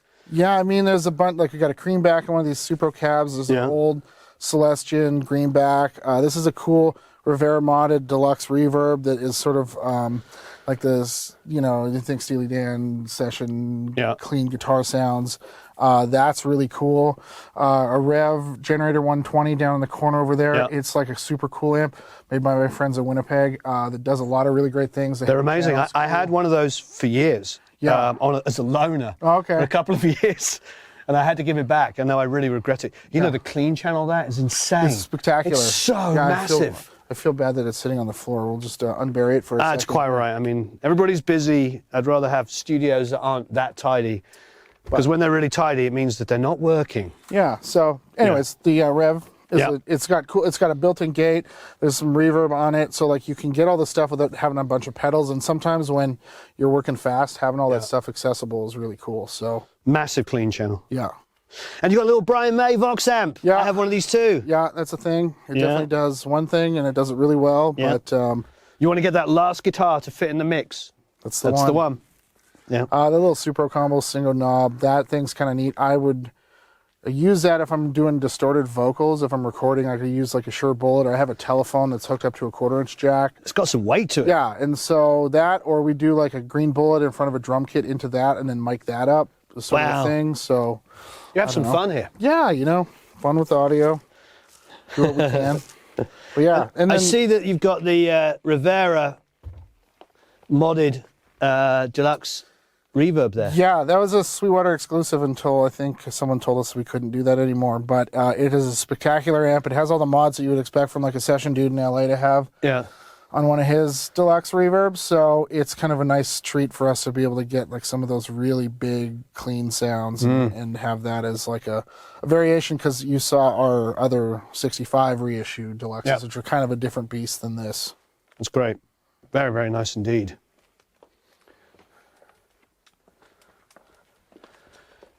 So drums. I see you got a single Coles as an overhead there. You want to go for that kind of beatly mono mic kind of idea. Yeah, I find that it adds a lot of depth to the snare. So that's been kind of a thing that we've been putting in conjunction with a stereo set of overheads. Is that a reissue? No, that's a PL5. Yeah. And so EV makes a microphone. It's an omnidirectional dynamic mic. And so they make it as a 635 currently. You can buy them. That was given to me by a friend years ago. He used it to tune guitars. And he's like, hey, this mic's kind of weird. You want to try it? And so it's got this weird thing where it doesn't have proximity, and it's an omni pickup pattern. So I kind of just move it in there. We saw that distressor that's set to crush. That mic's hitting that. So it kind of brings the whole kit together. That's kind of where it lives. Sometimes it gets a little too bottom snarey, but it's an interesting thing. And a bunch of stuff. We use a lot of DPA microphones on the kit, which is, I don't know if most people are using the 4011s on toms, but they have this design philosophy that the pickup pattern doesn't change any sonic signature no matter where you are on the polar pattern of it. So if you are talking to the mic, it's only getting quieter, but your voice isn't changing in sound. So anything in proximity to that sounds really natural. So you don't get the bleed from the cymbals you normally get from like a 421 or something like that. So gets a really nice, tight, focused sound and is like super high fidelity. So it goes way low, way high, and have ultimate control over that. All of my friends that started off with 421s, JJ's a big example of this. It's just like, why did we use 421s? I think we used them in the 90s and early 2000s because the rejection was pretty good. But like JJ always points out, the cymbal bleed that goes into it is so harsh. I mean, a lot of the choices that I make now are to make my job easier the further I get along. So if I pick a mic that does something like that, I don't have to edit the toms and clean up between every tom hit as much as I would if I had a pair of 421s next to a ride. So what's the model called again? 4011A. 4011A, and it's a DPA. Yeah, and there's a 15 dB pad inside the XLR connector too, so you can pad it, which is a nice feature when you're using a condenser on a drum. I want to get a pair for you guys to try out. Yeah, I'd really like that. Remember that, Eric? A pair of those to try out on toms? Oh, wow, you really are going for it. You've got a... same thing. There's top and bottom, so... Right, so for those who've watched the channel, will know that we did... we got some kids and they came into Sunset Sound for a day, and in one day we recreated the whole of the Van Halen 1 record. Oh, cool, yeah. Because we had the track sheets, because the old manager Craig was just a wonderful guy, and he let us go in there and track for a day. Eddie actually and Alex gave all the kids like signed photos and stuff and albums, and it was really amazing. So the kids loved it. The track sheets, almost every mic on the drum kit was a 545. Yeah, and I think the kick drum wasn't it a 57? I think the kick drums were 57s, and the overheads was a pair of 414s. Right. And there was one U87 on the room mic, a mono room mic. Right. Everything else was just inexpensive mics like this. They work. Yeah. Sound great on drums. I mean, that's one of those things, like, I would say 9 times out of 10 when I pull up the snare channel, because I mean, a lot of the choices, as you see, we got a lot of drums here. I was a drummer at one point in my life. I worked as a drum tech, so I have a lot of like tuning skills, which a lot of people, I think that's a big deal for an engineer to know how to get good tones out of drums. So getting the drums to sound good, so that when you put a mic on it, it does what you want. So 9 times out of 10, I'm not even really EQing the top mic, and I used to like carve, and so it gives me what I want as long as I give, if I bring the right drum to the table for the song, I think it works quite well. So it's amazing. So you've got some fun. Wait there, we forgot this. So the overheads, we did talk about the poles briefly. What is the stereo there? So the Sheps CMC6 MK4s. So stereo pair of cardioid small diaphragm condensers. So Sheps, probably more well known in like classical recordings and things like that, but like just a really natural, realistic representation of the drum kit. It's got to be an Indiana thing. So when I'm in Bloomington, when I was tracking there, that's what we used, the MK4s for overheads. And that was like when I first arrived there. And my good friend, who actually should be here this afternoon and you'll meet, Michael Stucker, who's a professor at IU, Indiana University in Bloomington. He was like the head guy at the studio. Yeah. And super smart engineer, Mellencamp, like great credits, and a professor. And he's like, no, you've got to hear them. And I never bought some MK4s, and here I am. The only other time I've ever seen anybody else, again in Indiana. Yeah, and through the mag preamp, man, that is like, the less you do, the better they sound. And it's really a nice thing. And I like the XY thing gives me a pretty wide image. Depending on the drum kit, we'll maybe go space pair, or, you know, if it's a metal thing, you know, individually mic cymbals. We have so many different styles of music and different musicians that come in that either are completely different stylistically or setup-wise, or hyper-specific to like their sound, and so we got to kind of work our way around that. And that's a really powerful thing to say there, because that's our job, isn't it? To understand what is the best solution. You know, because that's my favorite sound of a drum kit, because it's a totally in-phase representation of the drum kit. Yeah. But you're right, if you're doing death metal, most of the guys I know, like Bob Marlette and stuff, are just individually miking cymbals, because all they want to hear is psst, psst. So, and Bob was just here? Bob was here? Yeah, he did a masterclass with us, and he uses Sheps at home as overheads. Right. But he gets hyper close to cymbals, like very much isolation. Not interested in the whole picture of the drum kit. It's like the overheads are cymbal mics at that point too. So, no, and it's... Because he just needs them to cut through the heavy guitars. Yeah. He's not trying to produce a beautiful jazz kit. No. Because there's no room for the beautiful jazz kit, because there's a wall of stack of massive guitars. And then all the drum samples that actually, you know, creep into those kind of productions too don't, you know, like the actual sound of the drums don't end up existing as much as we'd hope them that they would in that stuff. But it's not a Zeppelin track where it's like a Telecaster into a Supro. Yeah.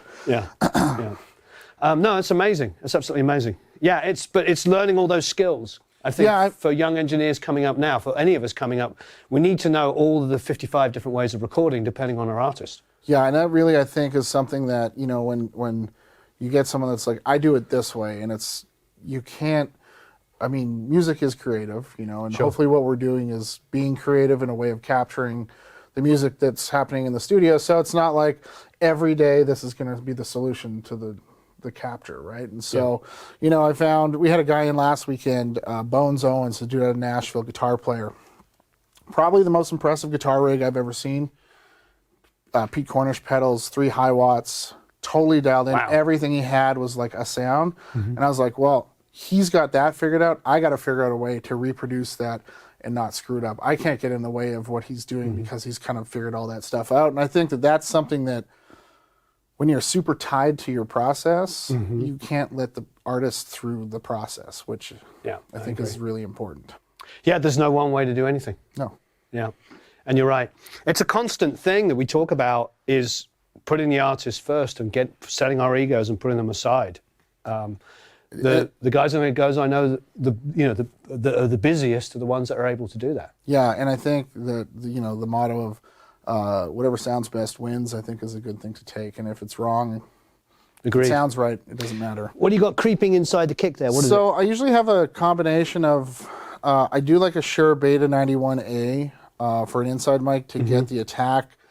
Not always really needing a super attacky kick drum, but that in conjunction, I have an old D12E, which is a very mid-range sort of kick drum mic. It's not very scooped, so that's something that I kind of really dig. It's sort of, you know, reminds me of like an AC/DC style kick drum, not like a big boomy kick drum, but mine's broken. I don't know anybody that fixes them. I have 2 broken ones in my office, so this one works. Okay. But they're a dying breed, but they're very cool. But I like, you know. But you have the Shure in there, which is, for those that don't know, is like a boundary mic. Here, I'll pull that one out too. It's an actual square, And so that'll get you instant heavy metal kick drum sound if you want it. I just like it because it gets me a nice attack on the beater, and I don't have to. Did you learn that from live? Yeah, and I wouldn't have really touched it in the studio until I started like relying on it on a way that it just gave me the brightness and the attack on the drum without bringing in all these overtones when I'm trying to boost on a microphone that doesn't have a lot of that. So and that's great. Like, because as Sean says, you just lay it in there. Yeah. Hopefully on a pillow, it does rattle if you throw it on the wood. Yeah. So there's a cool thing we used to have on some of the drums here, and when I was on the road, called a shoe mount. And it was like a suspension mount that you would put that in, and it would just sort of float in the middle of the drum, which was kind of cool. Those, So. What that presumably is a FET 47 reissue or copy, or? It is a copy. That's the warm FET 47, I think Junior, or maybe just the regular FET 47 copy. We have the United one. We have the Neumann one. We have that one. To me, that's a microphone that I end up sculpting a lot too, so those are kind of interchangeable to me. I mean, I think the Neumann one sounds quite good, but this is a less than a quarter of the price too, so it's like that's an $800 mic, that's a $4,000 mic, so it depends on the situation, but I find them to be tonally the thing I want. Each one of them sounds a little bit different, but they're all really they give me that chest sort of push of air that you get in front of the kick drum. So I'm usually some kind of condenser on the outside in conjunction with those other two mics. And then it sounds like a kick drum, I think, usually. Yep, absolutely. AEA, is that the stereo? So stereo ribbon, the R44A, so it's the active one. So it has a boost in it. So there's a little bit less amplification that's needed. Noise floor is a little bit quieter. To me, that gives me a real, like, I'm standing in front of the drum kit. This is what it looks like and what it sounds like. And so the stereo imaging on that's really awesome. And that kind of, when I pull that up, I really get like the picture of the kit. And so I quite like that. I've probably not recorded drums without one in 12 or 14 years. It's been a pretty consistent piece of my drum puzzle for some time now. So Very nice. But then you've got a 251 back here. Oh, it's a C12. Yeah, C12. Sorry, I don't know why I said 251. I suppose because the ELAM 251 and C12 are essentially the same mic. a lot of similarities. Yeah, a lot of these are, So a pair of C12s pulled back. yeah, I mean, somewhat extravagant, but when I use C12As on toms. right, yeah. So no, I understand extravagance. yeah, no, and it's one of those things that I've always kind of felt that, if you have access to great gear, use it, and so we have pairs of all these great microphones in the building. So this is something that we do, and it really kind of, allows for us to capture this room that we're in that sounds good, and then also really kind of get like just some fullness from the drums. These mics sound huge, so I'd love to hear these. I actually have we've never done anything with Telefunken. I'd like to hear these. It'd be interesting because obviously AKG don't make a true C12. No. They make that VR. which is a different beast. It doesn't sound like a C12. No. Yeah. And so these are spectacular mics. I mean, as far as vocal mics, acoustic guitar, overheads. I mean, put them on bass guitar too. Sometimes it just is a little much, depending on who's playing. I feel like Clay or Jerry told me that they had a C12 on Paul McCartney's bass on a few tracks. So like if you're doing a B15, one of those in front of that is like mint. But if it's a really loud SVT, I probably wouldn't put that mic in front of it. You know what I mean? So situation dependent, but yeah, spectacular mics. And I mean, when you Well, we're get going to into listen to some multi-tracks soon, and we'll hear what this stuff sounds like. yeah, we'll have a listen.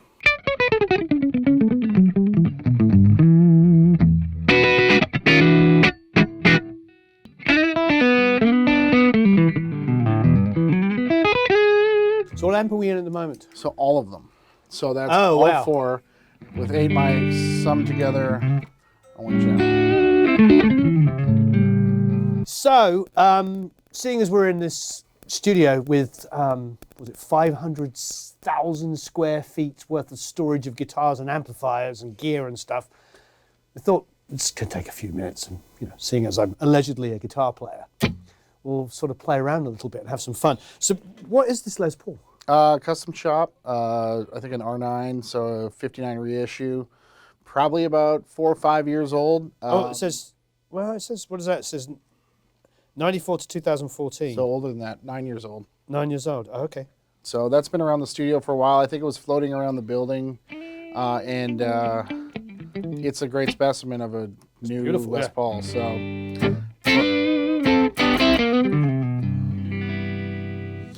So we got that.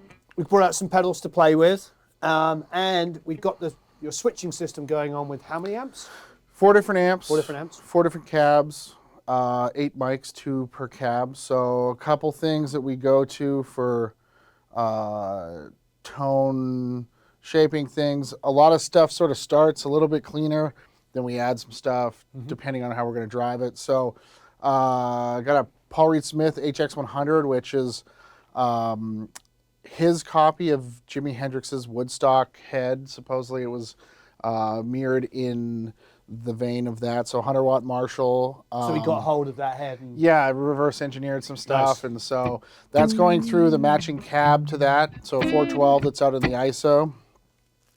That's been a go-to for a lot of stuff. We've been tracking. Jared James Nichols has been through a few times. He's played through it. It's got a really great Marshall-y thing without being too brittle or anything like that. It's got just a nice balanced sound to it. So that's been a popular thing in a lot of the stuff we've been tracking. Next up, this Z-Rec. Dr. Z just sent us this. This is his personal amp, so we're trying it out. I saw one in the used store. Someone traded in. I got hip to it by a producer friend of mine, Gavin Brown, who's got a Comet, which is a train wreck copy of another variation. So we got this. It's like super chimey and bitey, but lots of headroom. So it can go dirty, but it's like a nice platform to push with pedals or fuzz pedals and stuff like that. Nice. So that's into Marshall BHW 4x12 cabinet that's got the G12Hs. Nice. So that's one of our favorite sounding cabinets. Next one down is Friedemann Dirty Shirley. Now, that's an older version. They have a 2-channel version that's in production now, but it's his version of a JTM 45 with a couple different boosts on the front. So a lot of Marshall going on here. A lot of Marshall. A lot of Marshall, but not Marshall. Not Marshall. We do have some Marshall, and I mean, these are like the flavors of the week, and like we do sort of swap them out as it calls for it. But these are some flavors we've been digging on lately. So that JTM 45 has a nice clean platform, but also has a great gainy thing, so you can kind of get into it a bit more. There's a bit of a lift on the 2 different inputs on the front. So that's kind of a cool thing. It's like it mirrors like what you would do if you were to jump some channels with a single gain knob. So that, and then Soldano SLL 100 on the bottom, which is, if you don't know, you should know, but it does high gain, spectacularly crunchy, sort of like mid-gain stuff, and the clean on it's pretty great. So between these amps, you can get a lot of things, and they sort of take a platform of pedals really well. Depending on what we want to get into or the style of music we have, we got a Diesel, 5150, some other Friedman stuff, dual rectifier, so we can get into that territory, which is, usually fairly specific if that's the sound we want. This is maybe more of a palette of like, hey, we're looking for a sound, and now we can kind of blend between them. So, yeah, gives us lots of options, and all this stuff's patched in. We got an amp selector here, so we can choose between the 4, make combinations of them, or use one at a time. And yeah, from there, over to the console by you, we got all 8 mics showing up on our 5088. So 545, 121 on the first 3 cabs. Yeah. And then on the last cab, we have a Bayer M201 and a Mojave M837. So check the polarity on them. 2 of the amps are out of phase from the other 2, so made sure they're all working together. So that's something that we try and keep tabs on, because let's have some fun with each amp. Spend like a minute on each one. So let's hear just a Paul Reed Smith and see what it can do.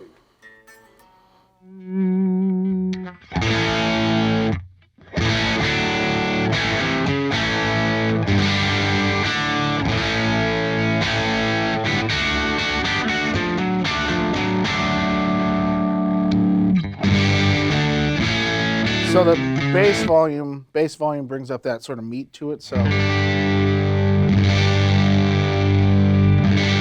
almost a little bit goes a long way. Yeah. And the treble volume obviously is.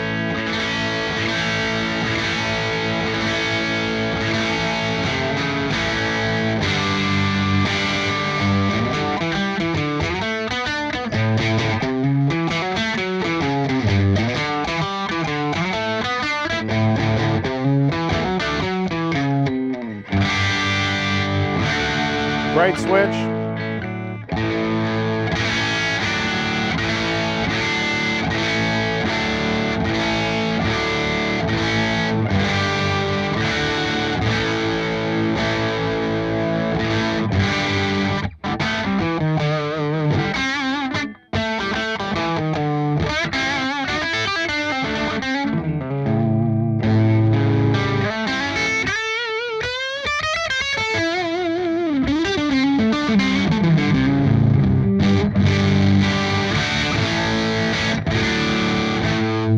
See how responsive it is. Oh yeah.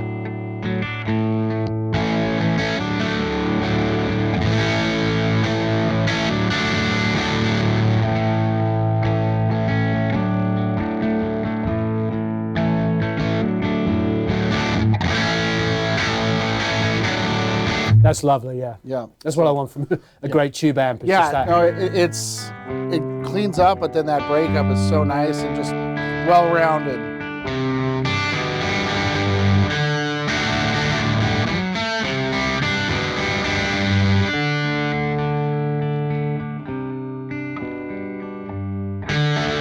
Yeah, that's fantastic. Very dynamic amp. And then the Z-Rec. Yeah. What does that do? Let's have some. So pretty, baseline, kind of chimey. If I'm not mistaken, EL84s in the power section. So Class A AC30-esque power section. Right. With a cut. So if you're just playing a little bit, roll off that top quite a bit.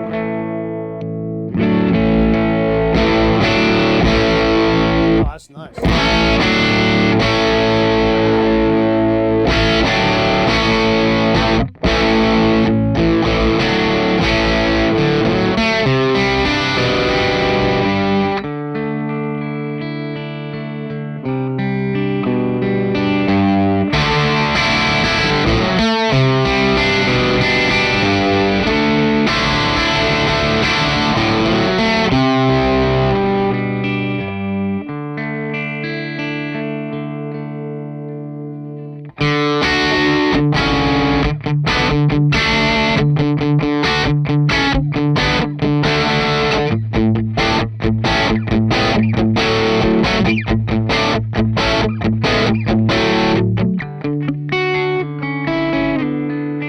Yeah, very dynamic as well. Yeah.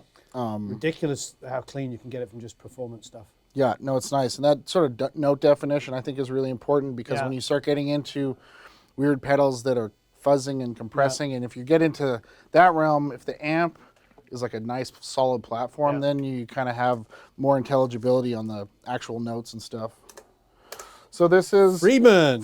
And I gotta say too, like with all these amps and so many options, like I kind of go by the rule of 5. So I set everything at 5 or noon. Yeah. And try the amp, and that's kind of my test on whether or not it's going to work for what we're doing. So Sure. a lot of these things is I'd like to kind of try and keep things, especially tone control in the middle, and then if I need a little brighter, I can do it in sort of like any of the engineering side of things. If I need to change the tone, move the mic, do some swapping on that side of things. So you'll see a lot of the stuff, everything's kind of living in 5, and we kind of get good control over the tone when stuff's like that. Gain obviously is a different beast, but that's kind of where we're at on these things. So this one,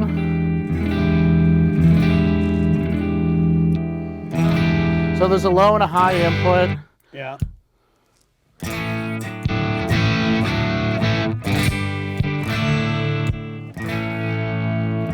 So a little bit cleaner gain, and then I can bump it up to the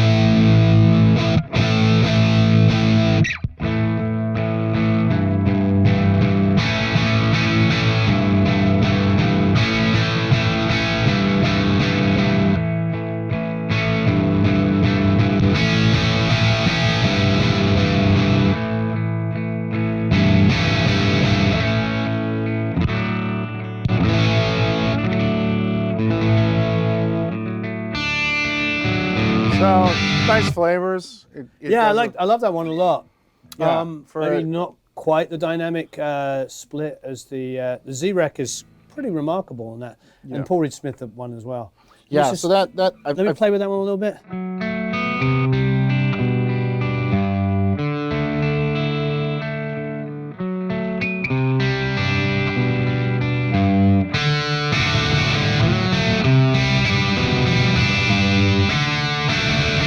bit less gain. Is just the gain control itself. Yeah, I think when you take that down, it also takes out some of the low end. Yep. So. Yeah, it's a little less gain.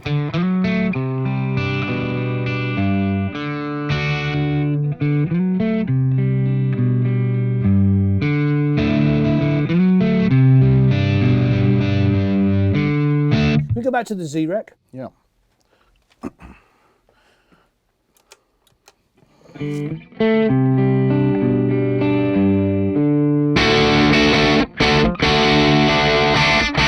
It's mid-range city, Yeah. isn't it? And that, I think Almost AC 30-ish. Yeah, and I think that's kind of the realm. That, to me, the Friedman, they came out with a 2-channel version, so both of those gain stages have independent EQ now. Sure.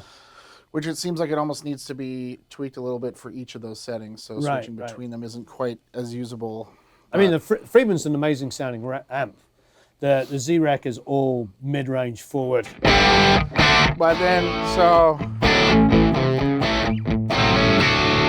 those together. Take the Friedman off a second. Back on. Put a tiny bit more low lows on the Friedman. So it's all about that.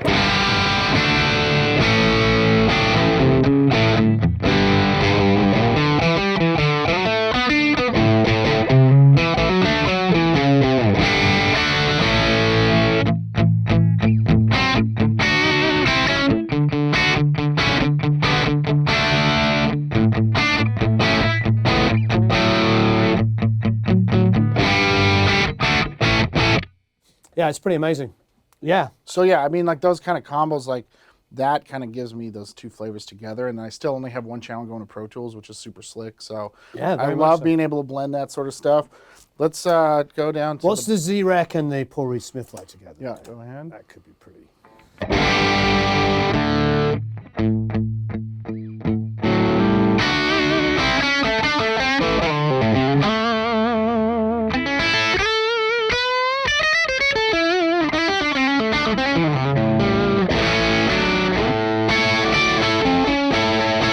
Paul Reed Smith and the Friedman.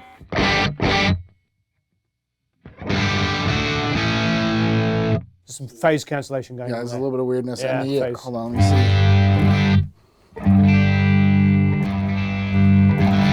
They're not totally out of phase, but they're Yeah. not working well together. Yeah, they're not working well together. But that extra, that bite from that Z-Rec kind of really pushes that whole sound Yeah. together. So, What did I just hear 2 seconds ago? That's the Z-Rec and the Paul Reed Smith now.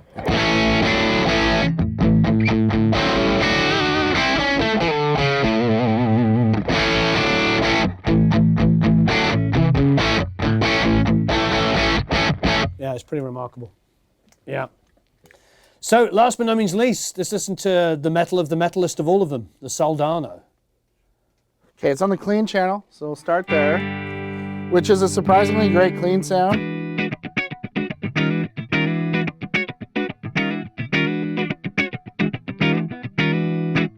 Yep, great. Cleaner than the clean thing on National Clean Day.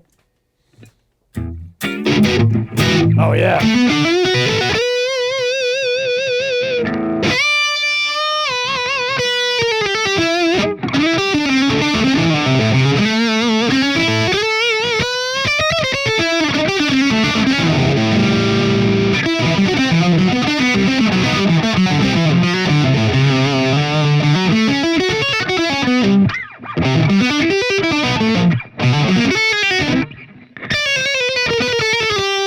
Yeah, this is very.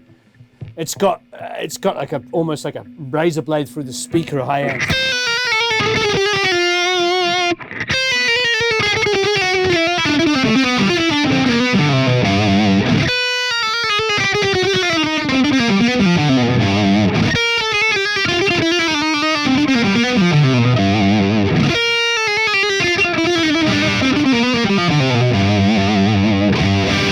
Yeah, it just makes me And want to. gain's only at 5, so it's got.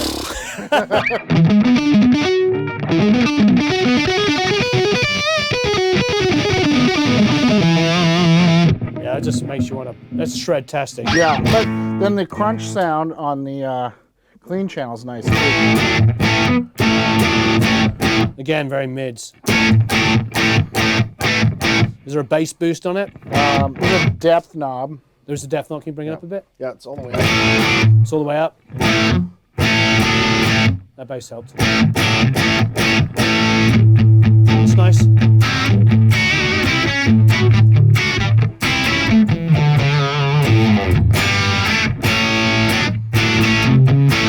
But it still has that chainsaw, doesn't it? That Yeah, it has a like teeth to it, and Yeah. that's through vintage 30s. That's a Soldano cab, and same thing. The Friedman was through 1960 AX, so vintage or greenbacks on that one. So this is supposedly what Mike Soldano paired this amp with. These speakers he's tried a bunch in the vintage 30s, but I do find them to be a little bit, you know, aggressive sounding. They do sound really nice through like the other Marshall cabinets we have too. So that's it's pretty ridiculous how much gain that is, and yet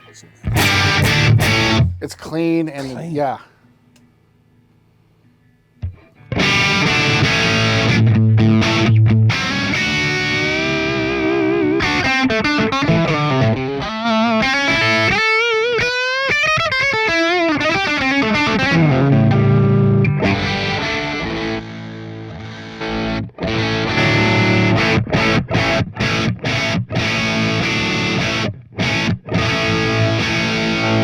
That's with the Rec and the SLO, so the Z-Rec and the SLO together. so Soldano and the Z-Rec.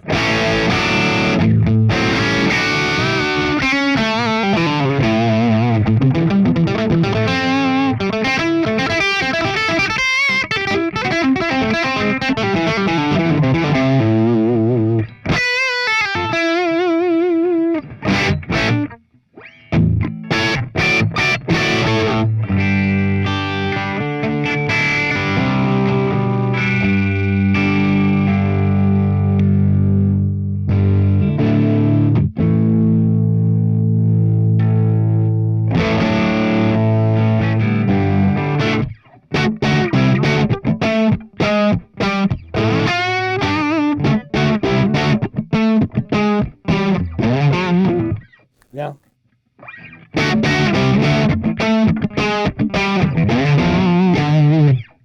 Pretty amazing. Yeah, no, it's fun. I mean, and that's, we haven't even touched pedals yet. And so that's like, you know, the whole thing is like, I feel a lot of the blending of this kind of gets me like at least a bass line, and then each individual part might get a something depending on the production, but it's one of those things that I kind of build it with this in mind, so I have all those components that we're hearing, right? Like that, you know, the Z-Rec kind of fills in the little spots. The other amps aren't there. So it kind of gets you this sound that, you know, isn't out of the box with any one thing, but a combination of those things really kind of yields good results. What's your switching box? Voodoo Lamps amp selector I've had for years. I'd like a bigger one with more outputs, I think, because we've been trying more stuff. There's another radial box that does 7, so I think we're looking at getting more outputs. But We should get one of those. this is nice. It has, you know, I can pull back the input to each amp, so if we're pushing the front end on something too hard, I can dial it back a bit. Ground lifts and stuff. So that's sort of what's going on here. But, And you can put pedals in the line for each one. You can use a 2 different inputs booster on and, one. Yeah, and each output to the amp, we could sort of patch more stuff in. Yeah. Plus, we could get Amazing. into the effects loops on the amps and things like that. So, Well, enough of me flailing around. Let's listen to the great Jared James Nichols with some stuff that you recorded here like a week or two ago, yeah. So, Jared James Nichols, old friend of mine. I think I did the first or second album or first 2 albums. Great guy, and you've done a lot of stuff with him as well. yeah, no, he's been through a bunch of times. We did some stuff, some live stream stuff during the pandemic where he came and did a performance. And we've done a bunch of singles and cover songs that haven't come out yet. We got a couple things in the can that are coming together, but we're going to look at a cover of Alice in Chains, Man in the Box, that him and his band did here that we recorded through the console, and pretty excited to show you. Nice, yeah. Love to hear it. Yeah, so It's another big thing for me because Dave Jordan is a very old friend of mine. yeah, original. Yeah. Originally produced the Alice in Chains version of this. Yeah, so we had the band in the studio playing together. The guitar ISO wasn't all the way closed. There's bleeding to the drum mics and stuff like that. We're not really doing much for edits on this track, but I'll give it a roll here and we can hear what's going on.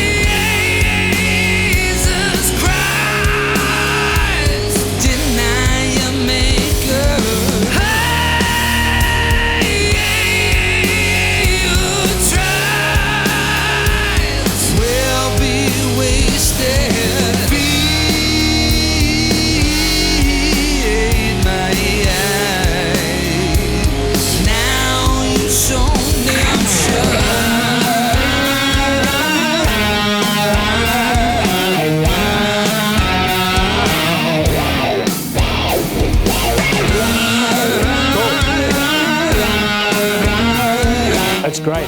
Can I hear just the drum solo? I'd love to hear that. So our Ludwig mahogany kit, Yeah. he was playing, and I'll turn off the reverb. So this is, Oh yeah, bleed-tastic. so yeah, there's a little bit of Nice. bleed going on there.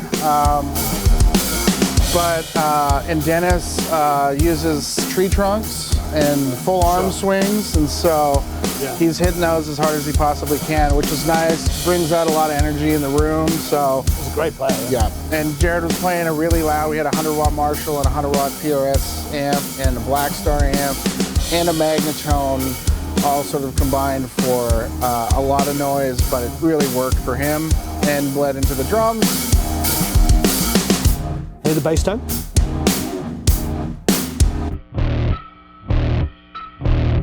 So Mudbucker SG bass, so one of the big sort of Gibson bass pickups that just sort of fills up a lot of space. You can hear that it's microphonic and picking up some of the snare drum because he's standing in front of the drummer. So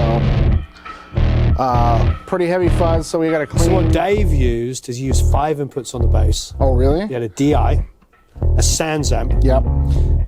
a 15-inch cab, an 18-inch cab mic'd by an 18-inch cab. So what it was is like, so you just get a get the lowest of the lows. It's the Jeff Emmerich trick from Taxman. And last but no means least, do you remember that ART SGX night bass? The night bass rack mount unit? Yeah, so, okay. Yeah, and he blends all of those elements together, and he would aggressively EQ on the SSL so they all kind of fit in a certain area and then put it back in. And that's how you get that massive Alice in Chains bass sound. No, that's amazing. I've never, well, I've done like the, NS10 sort of sub kick thing on a bass cab, but never an 18-inch driver. Miking an 18-inch driver. No, I mean, I'm into that. So, but yeah, this was, if I remember correctly, we were going through a couple amps. I think we were blending them, or it was, we'll have a listen here. We're pushing the amp pretty. So, yeah, I can't exactly remember what pedal he had on his board, but we had it pushed pretty good. But together,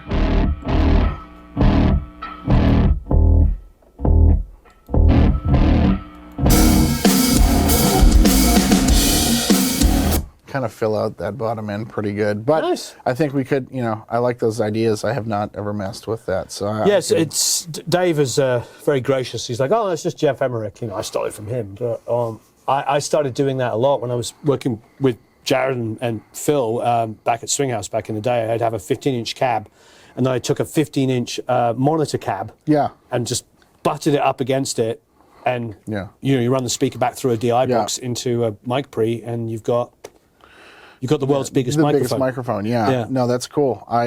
We'll mess with that. We happen to have a lot of speakers around here, so we got something. Yeah, you don't have any shortage of equipment. You're fine. So we'll find something. But yeah, no, that's a cool trick. I like that. But yeah, so then the guitar tracks on this stereo single channel, so bust through the Rupert Neve console. So I'll play one at a time and then together. And so that's going to be 4 amps that we had going, mic'd up with 545s, Royers, probably the MA37, M160s on the Magnetone. So a combination of things all kind of working together. Jared has trusted me in kind of putting stuff together for him on these sessions we've been doing. So this is what we ended up with. So.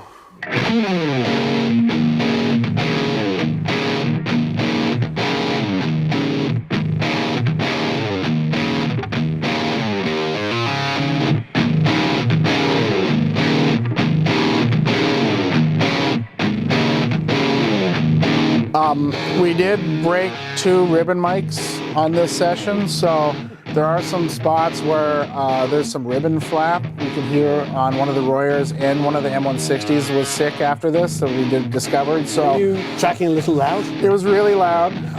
It was fun, but I mean the energy in it and in the session too was one of those things like I didn't want to change anything, and everyone was having a good time. And we got this on I think this might be the first or second take of the band playing the songs. So energy was great, the sounds were good. Some stuff kind of got mutilated, but in the end we have this sort of sounds like the speaker's tearing, but it's actually the microphone on the cusp of that. But pulling that back together with might be a little expensive for every session. Yeah, only for Jared.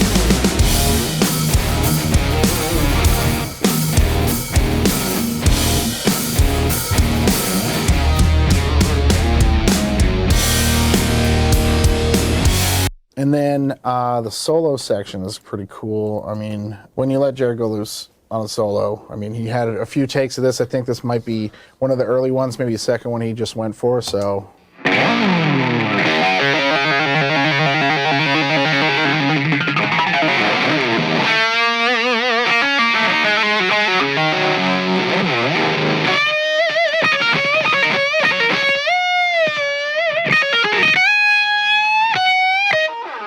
So we had room mics in the guitar room as well, so that's an SF12, I don't know, 10 feet back in front of the rig.